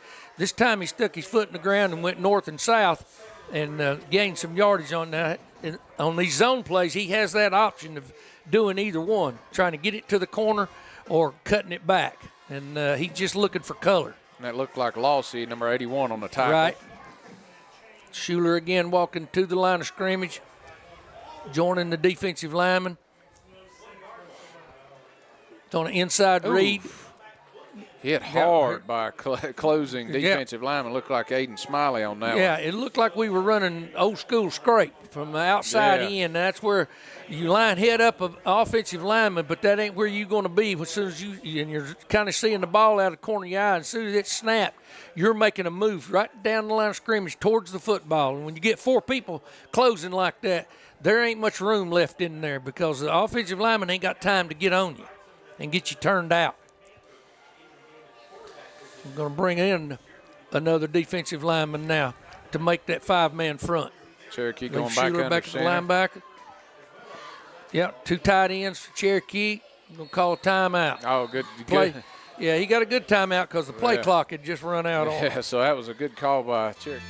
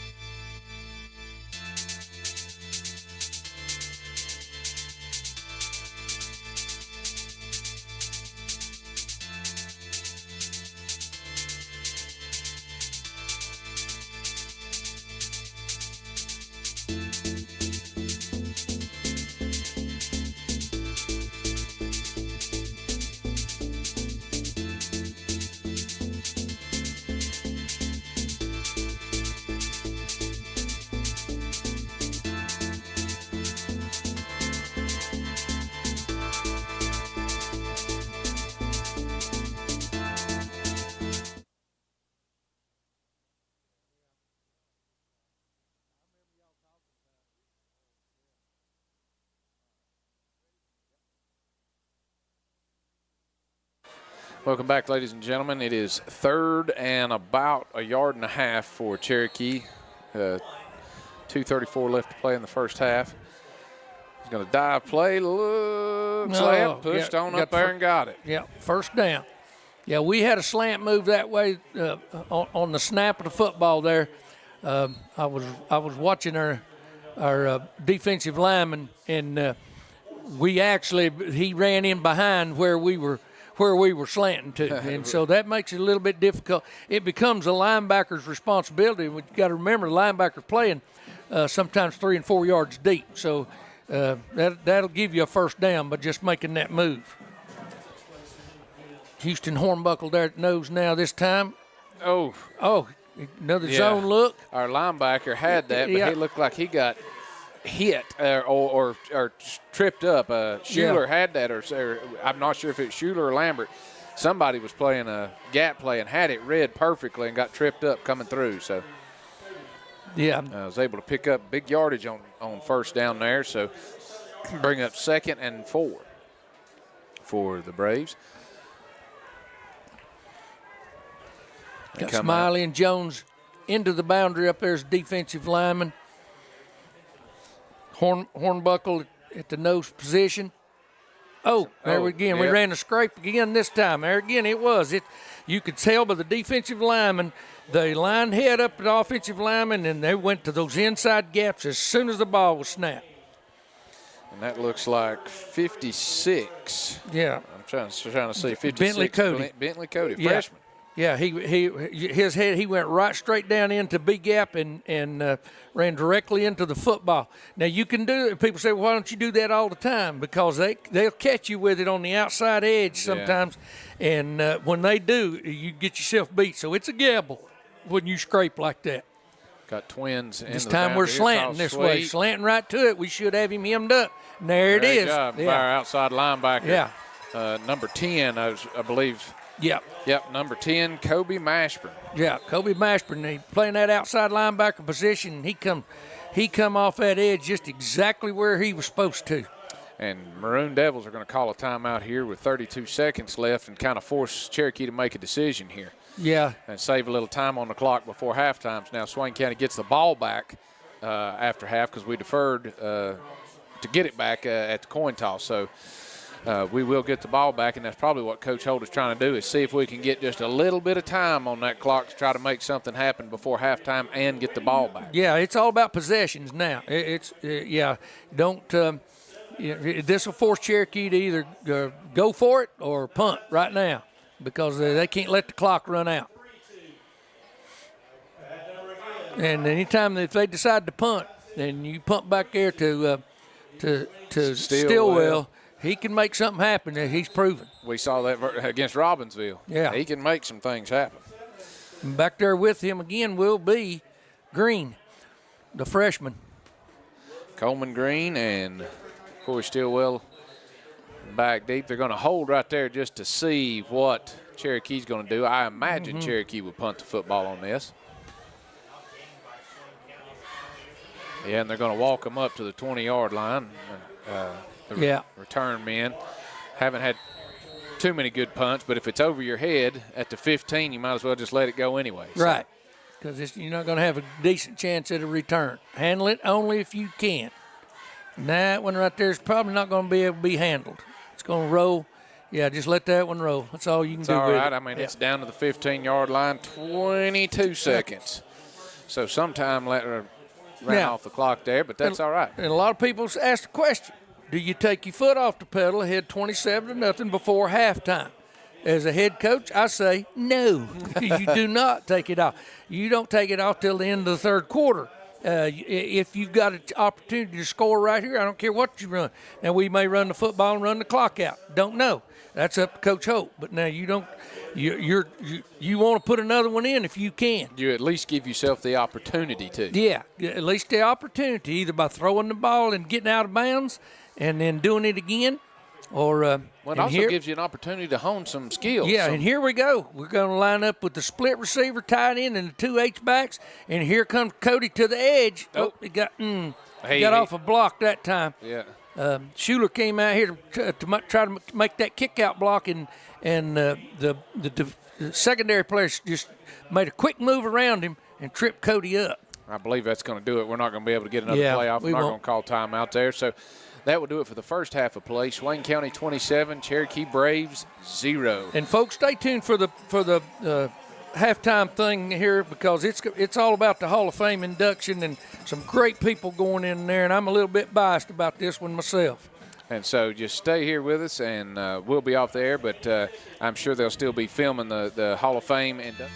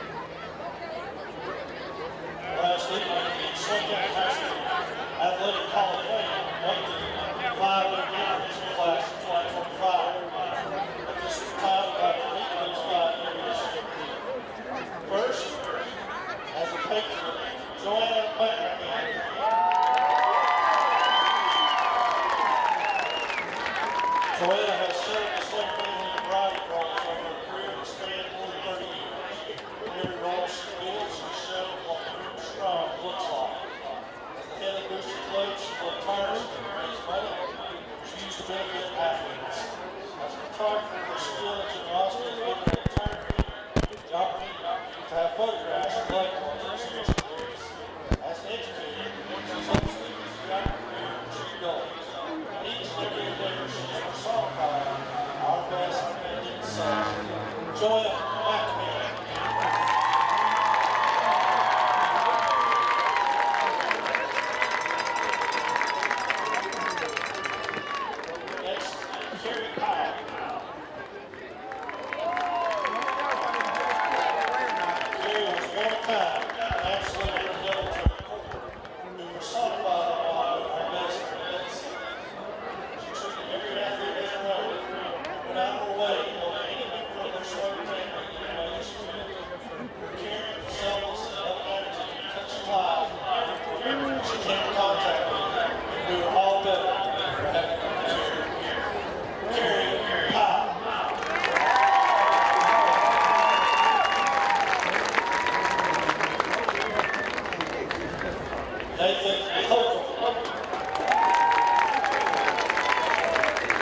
Nathan was a member of the 1995-96 Smoker Conference Championship baseball team. It's an all-conference selection basketball and baseball. He was also Smoker Conference Player of the Year in baseball, two-time All-State in baseball. He had over 200 rebounds in the season in 3 different seasons of basketball. One of only 3 players in school history to average over 11 rebounds per game. He holds the school record for rebounds at 777. Scored a career high 38 points, making 7 field goals. Senior year in baseball set the school record for highest batting average in the season for 5.57. Also set the record for most hits in the season for 38, as well as the record for RBI in the season for 43. He's the MVP of the Blue-White All-Star games for 37 points from college baseball at Varsity and NC State University. Ladies and gentlemen, Nathan Hogan.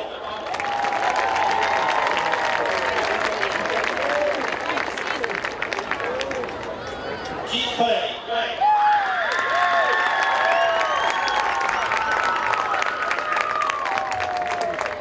He coached cross-country and track, starting the indoor track program here at Swain. Coach Payne was a 17-time State Conference Coach of the Year. His coach was part of the 12 state championship teams at Swain. Coached 54 individual state championships. North Carolina High School Athletic Association 1A Women's Cross Country State Champions 22 and 23. The High School Athletic Association 1A 2A Women's Indoor Track State Champions 22, 23, and 24. He coached as part of the Lady Devils Cross Country Track Dynasty of the early 2000s. Good coach, influenced the outcome of the game. A great coach influenced the outcome of the season. But the best of the coaching profession influences the life of the coach. While Coach Payne left us much too soon, he left a legacy of greatness that is woven into the fabric of our history, as well as the lives of all the coaches. Ladies and gentlemen, Coach Keith Payne.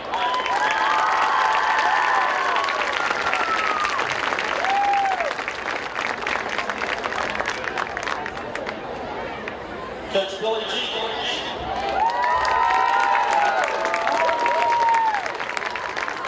Coach Jenkins is an outstanding assistant football coach.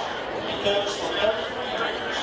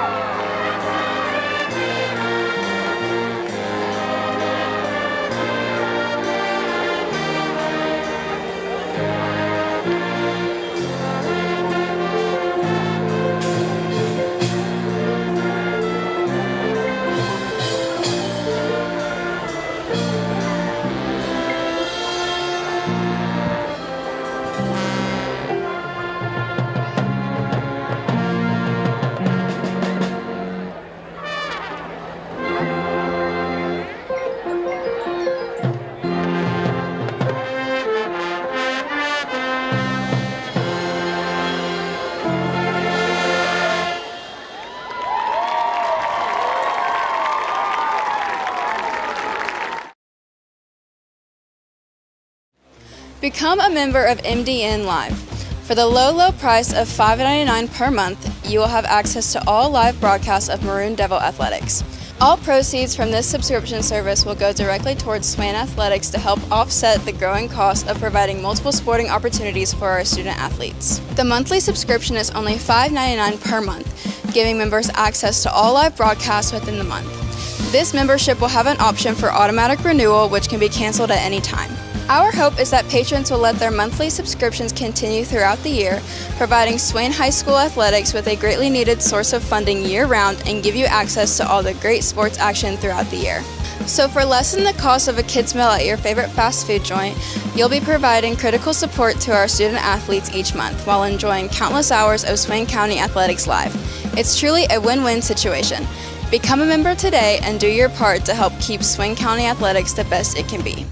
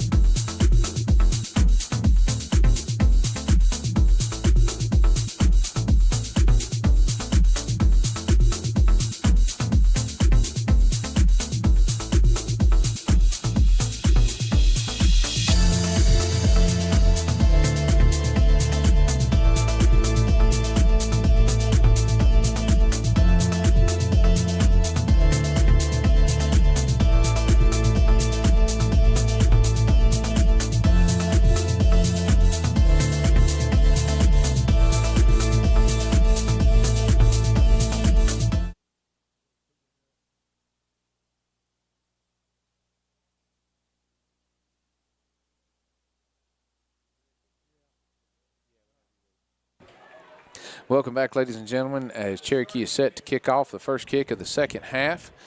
Going to be fair caught about the 25-yard line for the Maroon Devils. So By Evan Ball there. Good decision to make right there. A line drive kick, just called a fair catch and make the play on it right there. So, and have some early stats for you. We have Zeke Gillespie had 8 carries in the first half for 97 yards. Andrew Cody had 11 carries for 103 yards. Caden Sawyer had 3 carries for 11 yards. So we've got some stats for the Maroon Devils in their first half. Seem to be putting up a lot of rushing yards. Yep. Here, I'm going to stay with our formation that you folks saw in the first half. We got the tight end, split receiver, 2 H-backs, all of the same side. Going to run a quick pitch here. Flag on the play. Start of the play. It may be motion against us. Somebody may have moved a little bit early. That's deep. Or they may have been in the neutral zone. Not real sure. Is there 12 men on the field for Cherokee? May have been. Because that's a back judge throwing that flag. It's way back here. Yeah. Yeah, illegal participation. You got too many men on the field. Right. Yeah, something I didn't even see anybody run off. Somebody must have started onto the field and then went off. So bring up 1st and 5. Oh, right there it is. They just had 12 out there the whole time. The official counted them, and he found 12. Cherokee's going with their 5-man front with the defensive end over here, running the counter back the other way. Going to pick up 2 or 3 yards. That'll be Sawyer now. Now he's replacing Gillespie. They both share time back there, but he'll probably get the load of the work right now here early in the third quarter as Gillespie tweaked his ankle. We found out at halftime. And so they're giving him a bit of a breather right now, and we probably won't see him in the second half. Yeah, give him time to rest that thing up. But he is out there on the sideline, so that's good to see. Yeah, he's out there with them. We're going to he's on crutches, and we're going to be able to. We're going to stay with our formation here now. Now we're going to run that quick pitch, trying to get that reach block out on the edge, and it wasn't there. And that's one of those things that sometimes, if you can, as a running back, if you see that you're the guy that needs to try to get that reach, if he's not able to get it, just plant that foot and go back up and let him kick him out. Yeah, just let him push him on out. Lambert was trying to get that reach block out there on him, and the Cherokee defender doing a good job of keeping his outside free and running towards the boundary. So it's going to bring up third in about 8. Yep. Third and 8 with 10:45 left to play in the third quarter. Now we're going twins to the wide side. H-back and tight end into the boundary. Cody out of the gun. Oh, he's got one wide open. Got him wide open over there. That's Stillwell going up. Oh, man. A little bit over the top of his head. He may have pulled up a little bit short. He misjudged that ball by a little bit. He was wide open there for a split second. If he'd have been able to get rid of that ball just a little quicker, I know it was a developing play, but the wheel route out there for the twins for Stillwell, inside out and running up the sideline. He had him there for just a second. We'll punt tonight for the first time. Aiden Kirkland, I believe. Aiden Kirkland back to punt for Maroon Devils. Good snap. Shanked the punt off the right side of his foot into the sidelines over here. So the Cherokee's going to take the ball on about the 33 or 34 yard line of the in Swain County territory. So they'll be other than the first drive that they had, the best starting field position they've had all night for sure. Exactly. Rather than their first drive of the game where they drove it down to about the 1 and then fumbled the ball. And so we'll see how our defense responds here. Yep. Looks like we'll start with the 4-man front look up front. With the 4 defensive linemen, we'll see if they walk the backer up, which they do, going with their 2 tight end set. We're going to split our tackles, put our nose man down, get a little bit better on the edge. Going to run an option look. Good. Great job. Outstanding job by Skaggs and by number 10 right there, Mashburn, to get off that edge right there and make that play on the pitch from the quarterback. That's the option now. And that's what we talked about, playing inside out on an option is going quarterback to pitch. To pitch. But making sure that you don't bite that, on a fake or that's anything right. like that, but make sure that he pitches that ball. And when you do, push him all the way to the sideline. I've said it before. I can't emphasize it enough for defensive outside players that the 12th man is the sideline. Yeah. There's only so far he can go. That's right. Use that leverage. Now, twins into the wide side for Cherokee this time. Still two tights. And now looks like Cherokee's going to take a timeout. They didn't like the looks of things right there. And normally on that, we'll stay here even during the timeout. Normally when they get the wide side of the field and they put twins in the wide side of the field, they've been rolling out that way. They and have letting been. that quarterback been able to throw a ball usually on. That's where the bench routes and stuff like that. And so I could see that. And they also will likely, in a lot of those sense, especially if they've got twins to that side and tight end into the boundary, will drag a tight end all the way across the field to try to throw it behind one of the linebackers. Get in behind the linebacker, because what ends up happening is they'll pull a guard from the backside, and he's supposed to be blocking contain. Well, when he gets out there and blocks the contain man, whoever's supposed to get that quarterback pulled up out there to the wide side of the field, then the quarterback's got the option of either going on around the top or going back inside. And what happens then is your linebacker has to come out of coverage to contain the quarterback.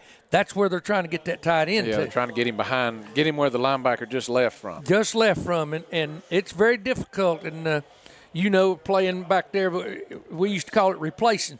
As soon as you saw a drag route, we would start screaming at each other, like we said earlier in the ball game, in, and then we tried to replace the other linebacker. You take off running.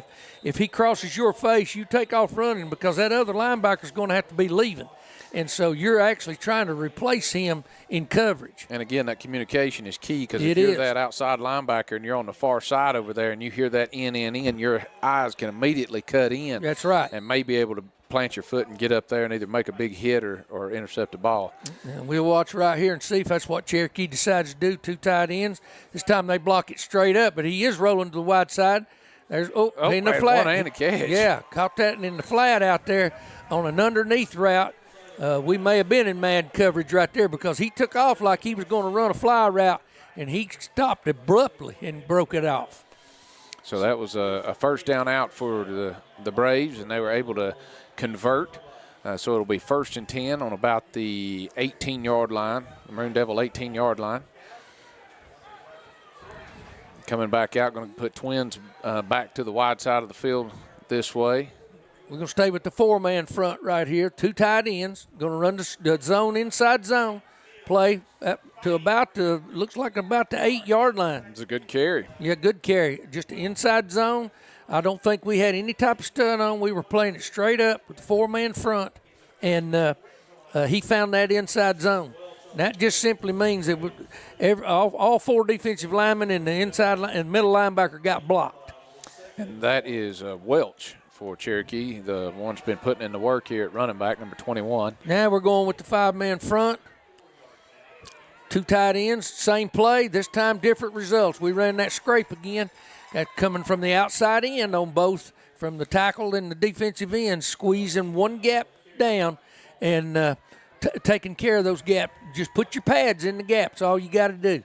Looks like it was enough to convert for the first down, so it'll bring up 1st and goal for the Braves. Ball on about the 13-yard line. Yeah, or 12-yard line, I'm trying to see here. Yeah, we'll stay with the five-man front right here. Two middle backer and two outside backers. And two tight ends, and see if they go right back to it. Same thing. He's going to have a quarterback roll. Quarterback's going to pull it. Great job by Cody. Cody coming up to the 10-yard line. He come from the free safety position and realized that was going to be a run all the way. And made the same play early in the game, if you'll remember. He's reading that quarterback, and that's great. That's exactly what he's supposed to do. When he sees that hook up, he's quarterback responsible off the edges. And when your free safety can tackle somebody for a loss, he's coming down. He's coming down. That? Pinning his ears back. That's pinning his ears back, and he can run. And he's closing. You can see his depth right there, and he won't close it much more than that until the ball snapped. Because right here in this situation, Cherokee's in, it's 2nd down. They're in a run or throw mode right here. With twins out to the wide side of the field. Probably going to roll that way. Five-man front, going to roll that way. That'd be Skaggs out there. Out in the flat. That's a great touchdown. Touchdown. That was a Touchdown, great Cherokee. throw and catch It for was. Cherokee. He put that right on the money. He had 2 defenders out there, and he threaded the needle with that ball. He did, because there was underneath coverage and over the top coverage, and he threw it just on the only place his receiver could catch it. And that's where, the defensive backs there, you got to get your head back towards the quarterback. Right you got now, to see you when got to that see ball's when that ball's turned loose. Because you might be able to leave your feet there and dive and kind of bat the ball down and make a play. Yeah. So Cherokee will attempt the PAT. Decent snap, hold, ball is up and good. It's good. So 20.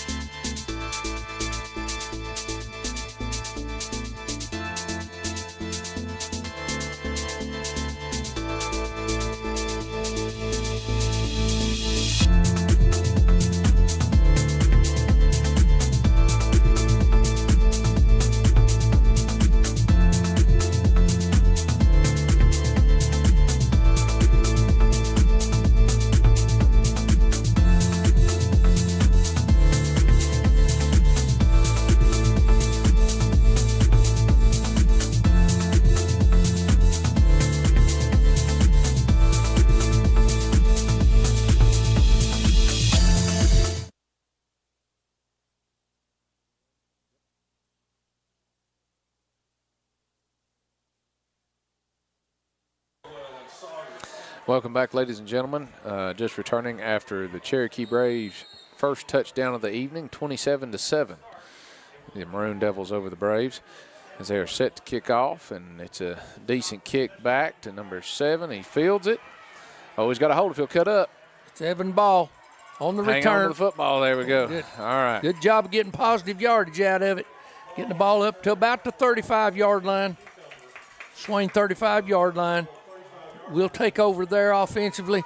And what we don't need another 3 and out, Cody. We were talking about it during the break. We need to maintain possession of this football and keep the ball out of Cherokee's hands.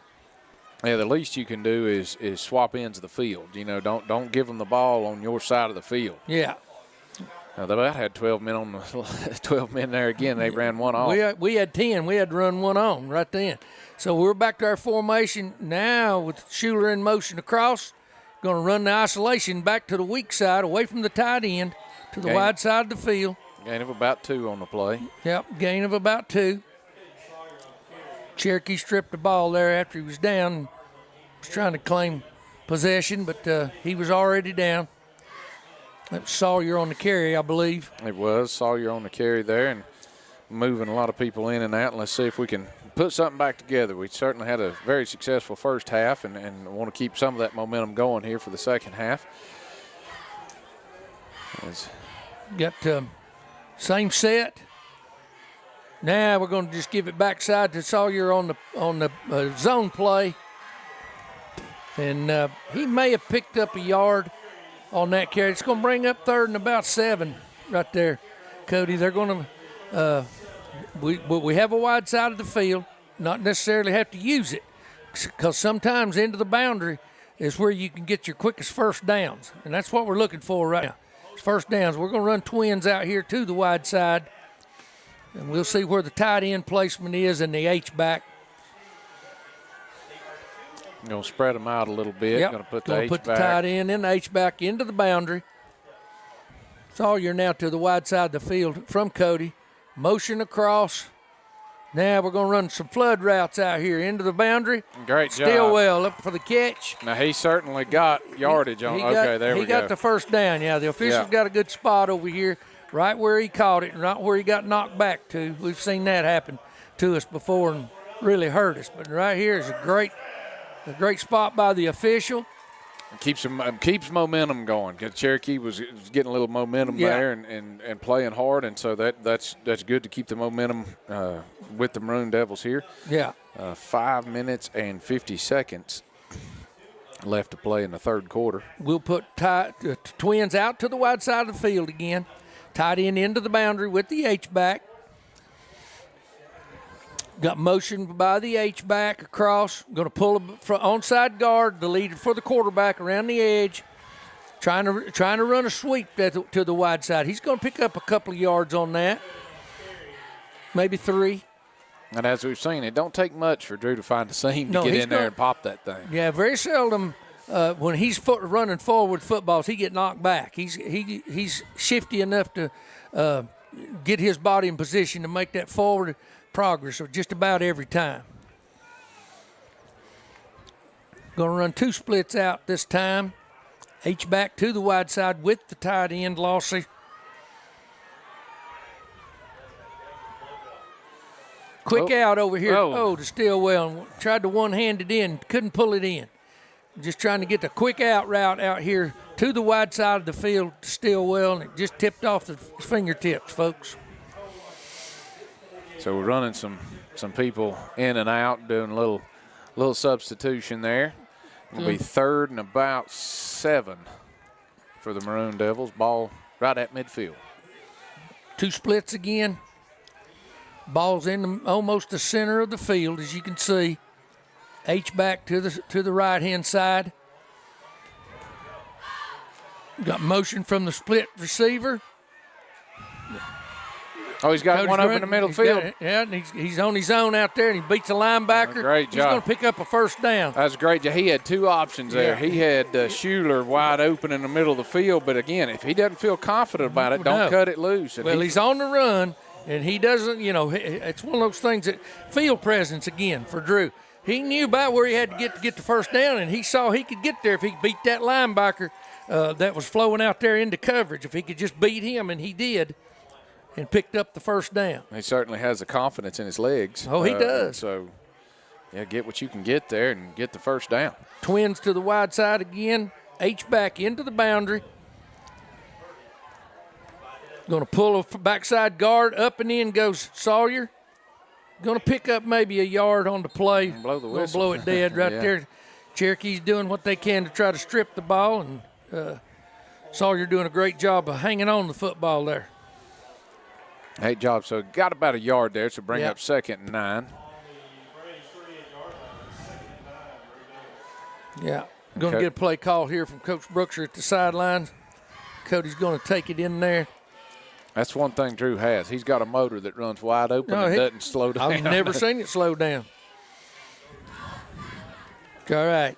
H-back out here with us to our side. Going to roll over here. Going to throw it up to Stillwell. Goodness, he stopped there.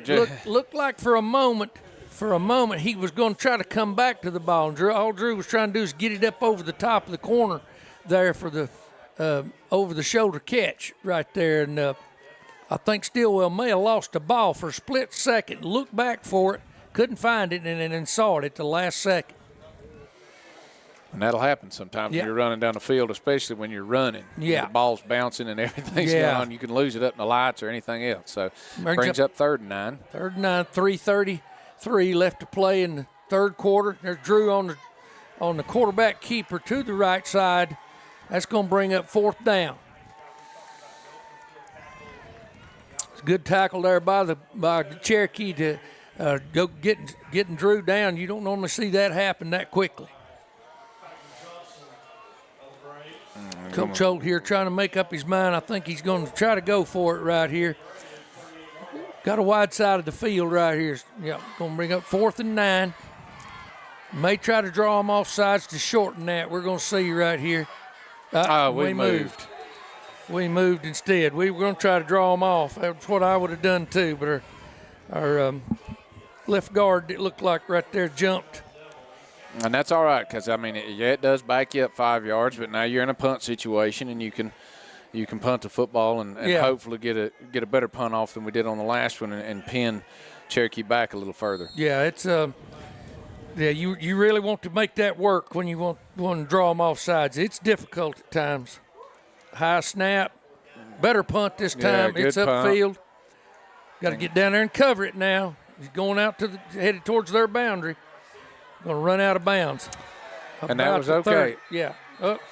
And I was hoping that they don't throw that on us because our player ran over and actually stopped his feet and got knocked down himself. He never did. I'm not real sure what they're going to. They did a great job of slowing down. Yeah, he did, and then got launched into their sidelines. But there's also one way over here, so there's flags all over the place trying to figure out what they are. Yeah, I didn't see the other one until right then. Yeah, there's one right here close to our sidelines that looks more in the area of holding. So they're having a conference here and see whether or not. Okay, if that's the case, then they could offset. I'm not real sure what they're going to decide right here.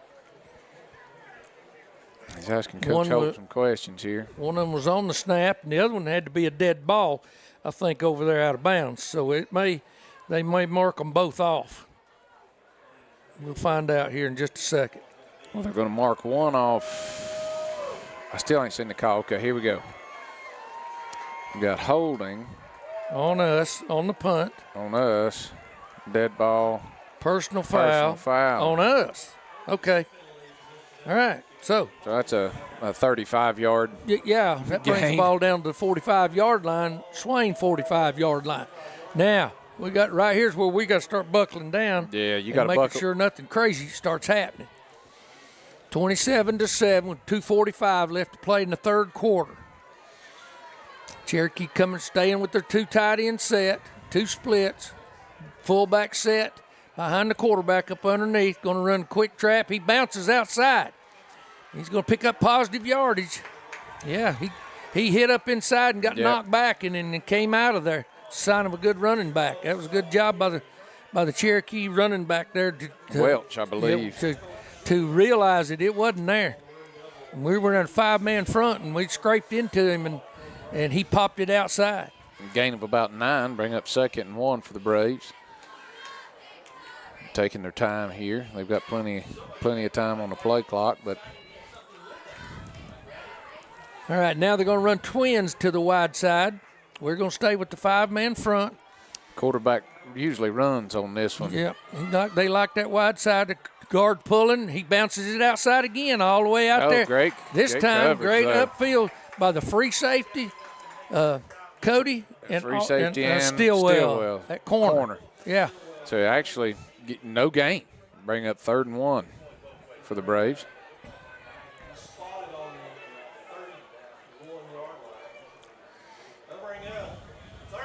Okay, in the situation Cherokee's in right here, this is one that may just run a sneak or something of that nature. I'll try to get us to jump off sides. Just get us to jump off side again. Going under center, they like running the dive right here. Now that back's real close to him. Yeah. He's going to run a dump pass. Dump pass and hit just as he was trying to double-hand it. That's the old school dump pass. Yep. Where he the tight end releases straight up field. That's a good call by Cherokee. It was. Great play call. Great time to run it. That's going to bring up 4th down. And he figures he's in 4-down territory, and the clock tells him he's in 4-down territory with 1 minute and 13 seconds left to go in the third quarter. Okay. Now I definitely have a play called. Try to get them to jump off sides. If they don't jump off sides, then they'll probably run the play. Right. Run a sneak or a dive. Yeah. I'd feel a little more comfortable. Yeah, walk on up there. There you go, Schuler. Walk on up. Walk it on up. Quarterback's going to keep it on edge. Good contained by Skaggs for a moment. Looks like he might have the first down. Yeah, he was able to get the first down, and Cody was coming up, but just ran by him. Hey, that quarterback did a heck of a job of cutting that thing back up in there. We had him contained on the edge, no doubt about it. But he saw enough inside to stick his foot in the ground and get north and south. So, a whole new set of downs. Brings up 1st and 10 for Cherokee with under a minute. Yeah, under a minute in the third quarter. So they'll get at least one play off before the quarter ends. Now they're going to run twins out to the wide side. They really like that, staying with their two tight end set. Running backs in a fullback stance. He's going to open up to the zone, outside zone play. We got him contained over there. It's Yeah, it going to looked be a like holding. holding. Yeah. Anytime on that edge, they're having a hard time with Skaggs because he's bouncing out. And they're just he and having to Jones hold both. He and Jones both. They read that. They see them heads move to the outside, and they're fighting that block. And that's what you want a defensive end to do.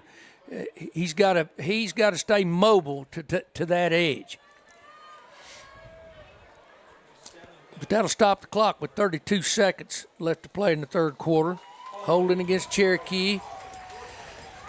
So it'll be 1st and 20 for Cherokee.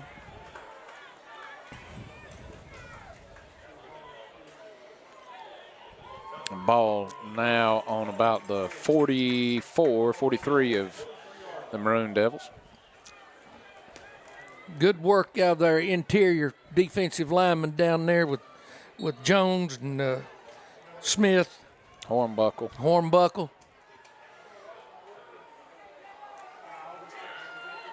Holding again. Again. He's tackling him over there, man. He pulled his shirt completely over the top of his head, and he throws it up. Great job by The Drew ball Cody. batted away again by Cody on the deep route. And then they called that holding, too. That side judge, he literally had his jersey pulled up over his helmet. Certainly, especially right in the face of the side judge. Yeah, I saw him almost just shake his head like, okay, you can't it's do getting that. out of hand, yeah. But I'm not sure, but it looked like Cohen Smith was the recipient of that hold. I don't know whether it's he or Hornbuckle. But literally his jersey was pulled up behind his neck. So that'll be 1st and 30 for the Braves. And this is where, you still want to play aggressive up front, but you got to realize the secondary, like they got to get 30 yards. So just keep everything in front of you. Yeah, man, and don't let that quarterback out there running on the edge to the wide side of the field out there. First time we've seen two double twins. Yeah, double twins, no tight end. Going to run across the field. There's a linebacker in the middle. Good great job. Coverage. That was Oh no! I don't know about tell that. me this. That was, as you can hear, the Maroon Devil fans are quite upset about that. I think he played that ball He perfect. played it. He timed that perfectly. Yeah. That is crazy. Well, and apologize for that. There is a got a cramp on the field. It's a Cherokee player. Oh, it looks like an offensive lineman with a cramp on the field while the officials talk this over, because I'm disagreeing with the call, though. I'm going to have to. Yeah, especially if the line judge right here, that was right in front of him. If he didn't see the contact and didn't throw a flag, a back judge throwing a flag like that, I don't know that he could see any more than what the line judge could there. Yeah. And Coach Hope's going to talk to the head man about that. It's okay. I'm not going to go off on a rant right here, but at the same time, it was a heck of a play. It really was. Yeah, it was a heck of a play. It was a great job. Great job on that. Those are hard to do, and you just got to time them just right. And it looked like it was timed perfectly to me. Just as the ball touched his hands, he got struck. It was Mashburn again. It was a great job. But, hey, nothing you can do about it. They've had about 6 first down plays here. Yeah. So. Yeah, they're still. Yeah, folks. Yeah, we're still on first down. By the way. Yeah. It's 1st and 15 now. Yeah. Instead of 30. 12 seconds, we hope the Cherokee player's all right. It does look like a cramp, trying to get that thing stretched out. And if you've ever had a cramp on the field like that, you think it's fine. While they're stretching out, it's fine. The second you go to try to get up off the ground, well, and anybody's ever played or ever had, let's say if anybody's ever had a hamstring cramp, that's called the cramp position right there. And I'm just saying, because that hurts. Boy, I'm telling you, you'll see, when you're laying there and they got your leg up in there trying to get your toe pushed back, anybody's had to get up in the middle of the night and do that for yourself, then you know what I'm talking about.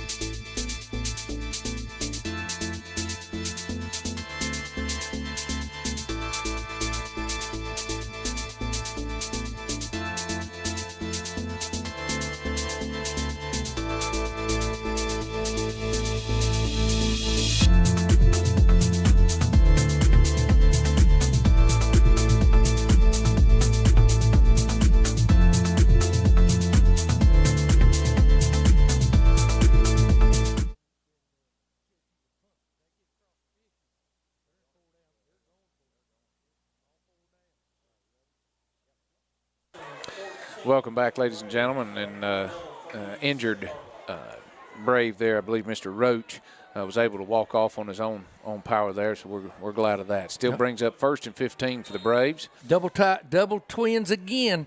They're going to try to throw this football. Quarterback draw. Quarterback Great draw. call.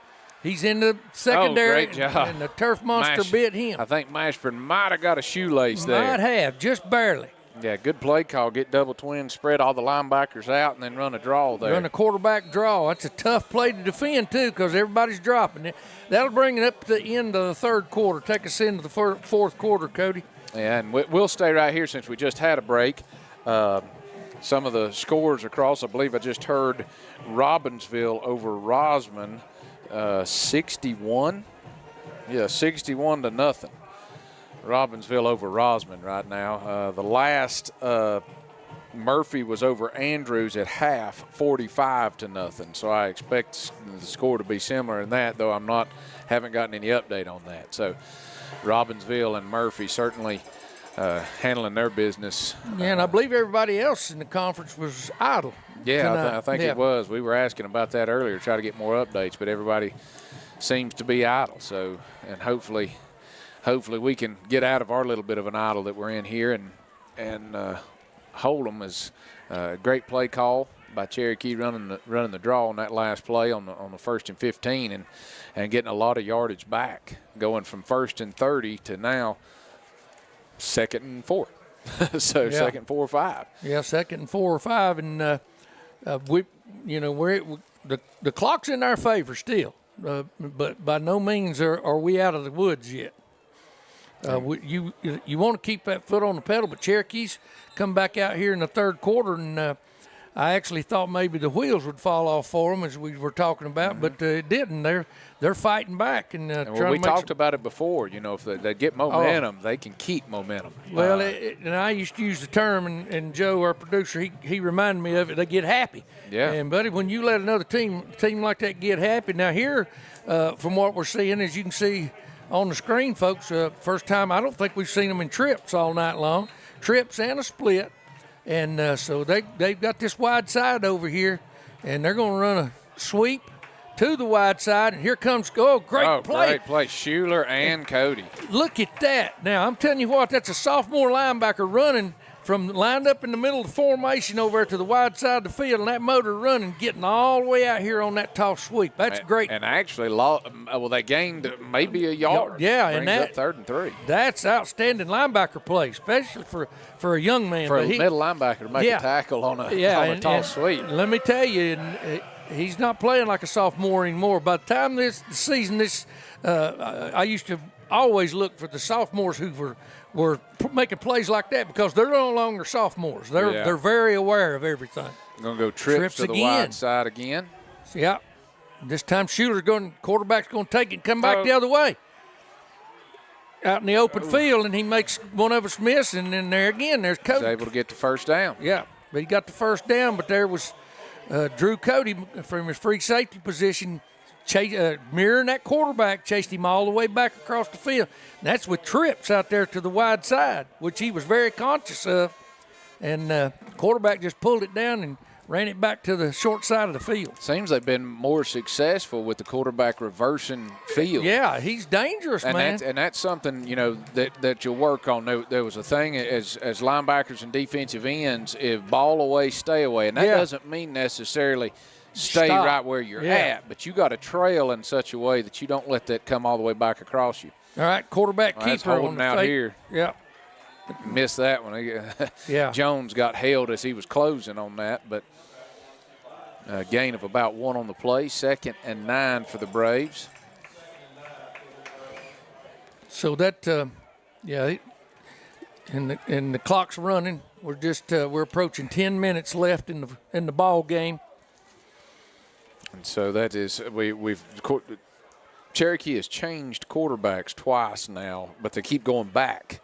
So we had another quarterback in just before halftime, and Cherokee is back with Jonathan Saylor being the quarterback. We're going to go in tight end twins. Into the boundary twins to the wide side of the field. Going to run the fake option look, dump pass up. Oh, it's going to be a flag on Stillwell. But I don't think he caught the ball. He didn't catch the ball. Now, he never had – they're holding the hands up showing touchdown. No, it wasn't that ball. He never did have possession of that football. And now they missed that. He took his eyes off of it because he never retained possession of that football. It hit his hands for a moment, and then he fumbled it out the back end of the end zone. Nope, and they're calling it a touchdown. Well, can't take that one back. Now, Coach Holt's losing his mind, and I don't blame him because now that back judge back there, he's supposed to keep his eyes on that ball even after he's throwing that flag, and he did not. Because now the head man's going to go ask him, did he retain possession of the ball? And he's lying to the head official because he's saying he did, and he did not. That ball went out the back of the end zone. And that's one of the things as a defensive back, you want to make sure that they're going to call it and they're going to decline pass interference. But sure. As a defensive back, if I think I'm beat on that, I'll take a pass interference call, and I'm just not going to let him catch a football for a touchdown. Exactly. Which is exactly what he did. However, they're going to give it to him. Yeah. And the extra point is up, and it's good. So it's 27-14 now as Cherokee's back in the ball game. 27 to.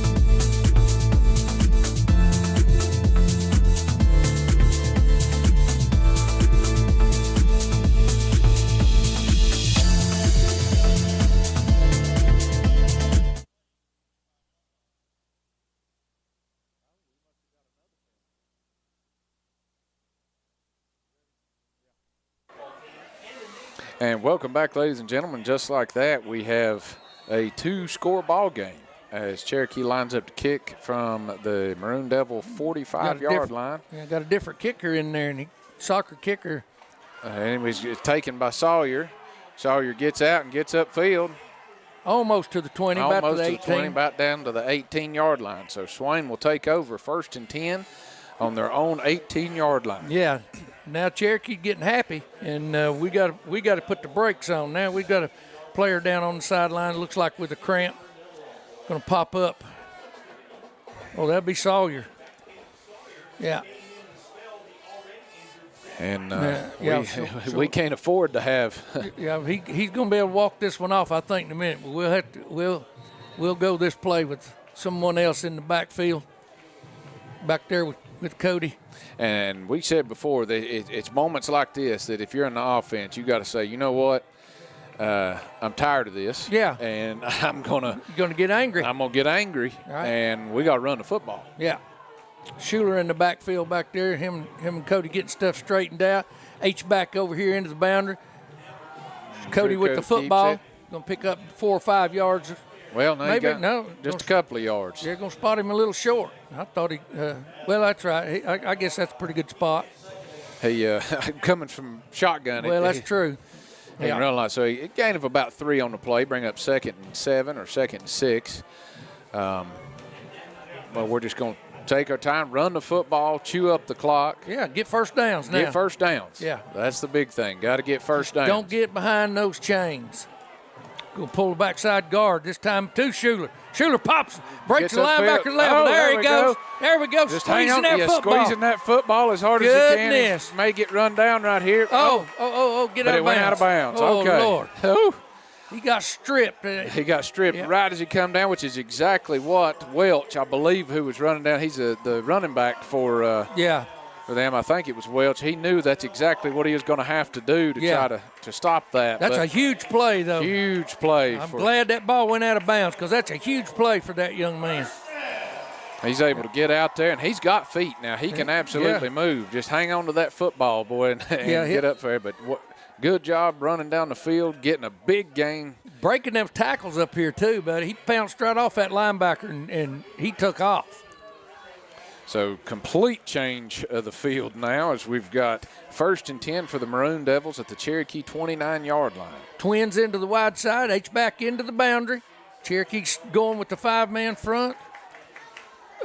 Drew's trying to figure out where to take the football, and there he goes. It's all right. Good job. A little stutter step, and I think he may have saw something and wanted to go that way, but they closed on it. But it was a gain of about 3 on the play, so bring up 2nd and 7. Well, what they've been doing is they about every time from the boundary side, they've been trying to run an outside linebacker to the line of scrimmage and get him across the line of scrimmage. And I think Drew saw that and decided, hey, I can't get to that edge now. And I'm just going to make this thing work back up inside 6-man. I should say 6-man front. Now almost a 7-man front for Cherokee. And up in there goes Sawyer. Back on the field. And the big deal about that is that you put that many people at the line of scrimmage, then your secondary is going to have to be making tackles. Yeah. Well, they're going to have to close before they can make tackles, just like that right there. Because if you get to level 2, there's nobody there. There's nobody there. When you start walking all them linebackers up, that's the danger of blitzing. That's the danger of walking linebackers up too tight to the line of scrimmage. If they get past, they don't even have to be blocked. If you can get by them, at least level with your pads, then you're going to pop it. 6-man front again for Cherokee. Sawyer again up in. There it is. Wide open. Touchdown. There it is. Yeah, just like you said, you get past level 1, there's nobody at level 2. There's nobody left. There's nobody left. You don't even have to block a linebacker. Just run where he ain't. Certainly needed for the Maroon Devils. Yes, it Great was. job with the response. And great play call right there, too. Absolutely. Great response by the Maroon Devils, and that brings us to 33-14 here with 7 minutes and 32 seconds left to go in the game. Looks like we are going to call a timeout. Swain County's called a timeout. We'll take a brief break as they gather the.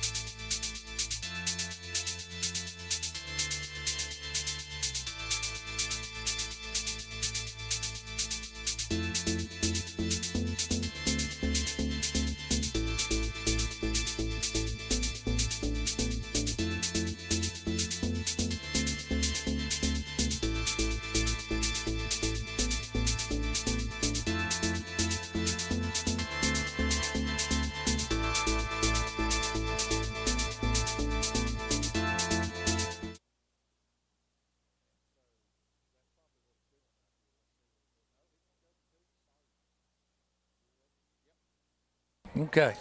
Welcome back, ladies and gentlemen. As we were discussing, it's probably what Coach Holt is discussing, is it's just a game of mathematics here. You're trying to see if they score and go for 2 and get them both and get 16 points, where are they at and how close are they to do anything. But Cody's going to roll and throw the ball just over Stillwell out there. So it'll be incomplete with the PAT, so that will remain 33-14, 7:32 left to go in the game. The Maroon Devils lead the Cherokee Braves. We'll stay here. You and I were talking during the break right there. I couldn't do the math ever in my head fast enough about how many scores it would take for somebody to get back in the game with us or whatever. And even when you were behind, So I carried me a cheat sheet always in my back pocket that I could pull out, and it had the third and fourth quarter on it. That's all it had, and it just simply said, here's what the odds say to do in this situation. Well, Coach Holt and them, they may not have a cheat sheet, but they called a timeout. Somebody did the math in their head because I just math was hard for me. Yeah. So all I would do is just say, okay, and that little sheet would tell you, okay, if you're ahead by this much or if you're behind by this much, do you go for 2 or for 1 so that it'd be this many, and it would tell you how many scores, how many times you would have to at least score 6 points to get back in the game. Right. So at this point, we see that it's going to be at least a 3-score game for Cherokee to get back into this and even get back into it. So, scoring twice will just get them to where they need to be. But and Cherokee's got a lot today. Got to mull over right here, right now, because they've either got to open this thing up. That what they've been doing is fine, but it's not enough now with this score that we just put on the board. That's right. With 7 minutes left, some miraculous things have to happen. The one thing we can't do is, like you said earlier, this is the time in the ball game where you keep every receiver in front of you. So what if they catch one for a first down? Make them have to drive the ball. No big plays, even on the kicking game, and just keep everything in front of you and make plays. And one thing we've seen so far is, the thing that you have to change, it's not necessarily 2-minute offense for Cherokee, but those play calls have to be quick. You can't, it's got to be quick. You got to have you tempo. Can't be using up your play clock making decisions. You got to have them ready to go. So we've got Stevenson back to kick again. He's kicked deep ones, short ones, knuckleballs. Let's see what he's got here. Good deep ball. Good deep ball. Down to about the 15-yard line or 14, going to try to take it across the field. He decides to make a cut back. Oh, Schuler had him right there for a second. Oh, had a shirt tail. Now he's on the edge. He's got the edge. And over there's Coleman Green. Yep, Coleman. Making the tackle out there with number 12, Maddox Long, making the tackle out there on the boundary. Yeah, that may have saved a big long gain right there. Yeah. I didn't want to see him get the ball that far upfield because that's great field position, but that was a foot race out there to the edge. That's one thing we never want to get in. No. I never liked getting in foot races. Yeah, most of the time we weren't going to win against some people. Some people we could, but you just don't want it. At least Cherokee with the wide side of the field, and Cherokee's coming out with that open offense again. Double twins, both sides of the field. Going to be a quick throw out here. Underneath the screen, that ball's on the ground. I was about to say, we've got to blow the whistle. All right. Yep. So incomplete pass, bring up 2nd and 10 for Cherokee. Ball going back to the hash on the Cherokee side. There again, just keep everything in front of you. They don't have to hurry here because it's the incomplete pass stopped the clock, 7:16. Going with the 4-man front. Schuler at the middle back. We're going to run a loop over the top and up at the defensive line, and there's the quarterback. Yep, taking it out the backside all on his own. Stillwell over there. He's the only one. This is the kind of thing that you hate to see happen, boys. Made a great move, middle of the field. And Jones comes all the way down the field and tackles him from behind, down on the 15-yard line. On the 15. Unbelievable play by a Cherokee quarterback right there, getting the ball down the field, just pulled it down and took off. Yeah, we had our backs turned, and there again, you and I have discussed that many times in the secondary. When you're playing man coverage and your back's turned like that, you have no idea where that quarterback's at.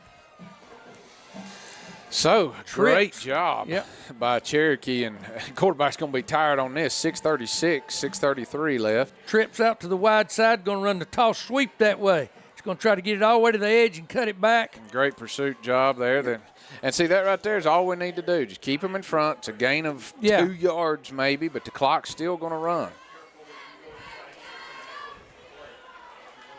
So, bring up 2nd and 8 for Cherokee. By the time they snap the ball, going to be about 6 minutes left to go in the game. They're going to run trips. It's almost yeah, four out there. Now they're going to run. Yeah, that's what they were wrong. Now he's moving. I was about to say they got so many people moving right now. Yeah. So that's going to stop the clock with 5:56, but it's going to be an illegal procedure. False start on the Braves. Going to back them up. Going to make it 2nd and 13. Yeah, we got to spy that quarterback a little bit better too. He's taking this game on his shoulders right here, and he's making things happen. That's Saylor again, one of the captains. Trips out here to the wide side, pulls it down. He's looking for the inside the field. There's hold pulls out it there. Down, comes across the field, tipped in there, and intercepted by Stillwell. Tipped and Stillwell intercepted. can move. Hang on that football. There we go. Back in Maroon Devil possession right there. Great visibility by Stillwell. That ball was tipped off the receiver's fingers. And had a man wide open, and he just didn't catch it. Had him wide open, tipped it, and you know, sometimes it's better to be lucky than good. Yeah, I'll take that any I'll day. take being lucky and good and get the ball. And with 5:35, you definitely have to put something, do the exact same thing. Don't take your foot off the gas. No. You have got to go right here. Yeah, you ain't got to have big plays. You just don't want any bad plays. Right. So it looks like Cherokee's back their linebackers back up a little bit. Yeah, H-back. Yeah, because they got burnt. They got burnt by packing that line of scrimmage. Gain of about 1. Bring up 2nd and 9. I think it's about 1. Say 2nd and 9 for the Maroon Devils, and they're going to certainly just take their time. Yeah, we're in no hurry now. Clock running with just approaching 5 minutes left to go in the game. We're going to run with twins out here to the wide side. Now getting the play called, getting it in, taking your time. 10 seconds left to go on the play clock. You're going to walk up and milk every second you can off the play clock. Ball snapped right on 1 second left. 1. Cody coming towards the boundary, staying in bounds. There again, field presence. Good job. Yep, staying in bounds. Yep. Gain about. It would have been very easy for him just to keep running out here, but there again, I swear I believe the boy knows exactly where he's at on the field, and he don't want to get anywhere near that boundary because it'll stop that clock if they knock it. Even if he don't mean to be, if they make contact with him and drive him out of bounds, it's going to stop the clock. But he picks up the first down, and he knows what he has to get. I'm trying to hurry up and get the play in here because there's only going to be about 10 seconds on the play clock. Yeah. Looks like Holt's going to let it. Yeah, he's going to call timeout. Going to let it run down to 1 second and then call a timeout.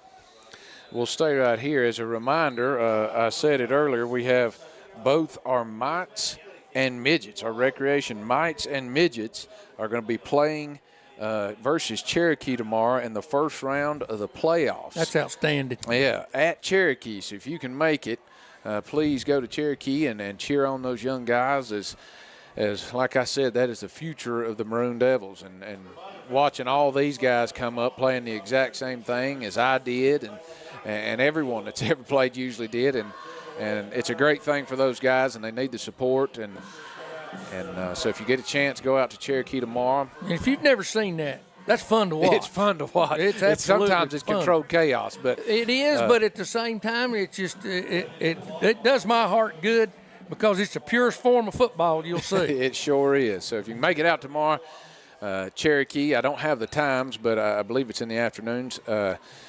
Check around, see if you can get an idea of when the times are, and get out there and support our youth football program and the mites and midgets at Cherokee. Okay. All right. We get this one started right here, folks. We got twins into the boundary. Motion across the formation. That's Drew coming to the edge. He's going to stay in bounds. There you go. Yep, hang on that football. Hang on the Just football. get what you can get. Boy, he knows how to control a football game. He really He does. And he is a difference maker for the Maroon Devils. They all are. Don't get me wrong. I'm just bragging on him. Well, right he now has a football in his hands every play. He's the one that touches it every play, and you've got to have somebody you can depend on right there. And he's a dependable young man. They all are. They all want to be. And being out last season, he's earned this right, and he's taking the bull by the horns. You can see him even dictating and taking the leadership in the huddle there, walking up to different players, telling them what they need to do. H-back into the boundary. All right, up and in. Up and in by Schuler. He's hanging on that football. They're going to try to strip it, and he hangs on to it. And gets another first down. Folks, he got that by just running his feet and hanging on that football. Cherokee is so concerned about stripping that football, they didn't tackle him. Yeah, and if they pull on it and they miss, they turn loose of it. They turn loose of it, So and he you just keep broke going. out of there, and his feet never stopped. He, like I said earlier, he's no longer a sophomore. So first down for the Maroon Devils with right at 3 minutes left to play in the game, but by the time they snap this ball, it'll be well under 3 minutes. Into the boundary again. The Twins into the boundary. H-back out to the wide side. I don't see us using a whole lot of fancy stuff right here. If you'll notice, guard pulling, kicking out, up and in goes up. There he goes again. Got that ball tucked away. He ain't gonna fumble it this time. They're gonna try it, but he didn't. Same play as he did before. It's just a trap. It's a simple one LOS trap. The first down lineman passed the football. The guard pulls, kicks him out, and he's an up and in there. And the backside blocks the linebacker, and he's right in the seam. That's bringing him close to 100 yards rushing tonight with those both those plays. Plays. He's up there now. He's well in the double digits, maybe up in the 80s, 90s, or 100 yards rushing. And something he'll learn later on, too. When he gets in that open field, he'll switch arms with that ball when he gets a little more confident. To get it away from them guys grabbing at it. Because you want to have that extra hand because you can throw it stiff arm. You can get people off of it. The great thing is, though, he's got it high and tight. Same play. This time with Sawyer. Sawyer up and in. Touchdown. Same play to the other side, folks. This is one guard pulling, not guard and tackle. Just kicking the first down lineman out. And getting up and in. Great job right for the now, Maroon straight Devils. ahead. A great job, and I think that more so than the score, and people underestimate this, more so than the score, is sometimes getting your back against the wall and stuff like that happening, and then being able to overcome that and get the momentum back. Get it all back. It is a great thing for a football team. The PAT's up and good, and that'll make us now 30.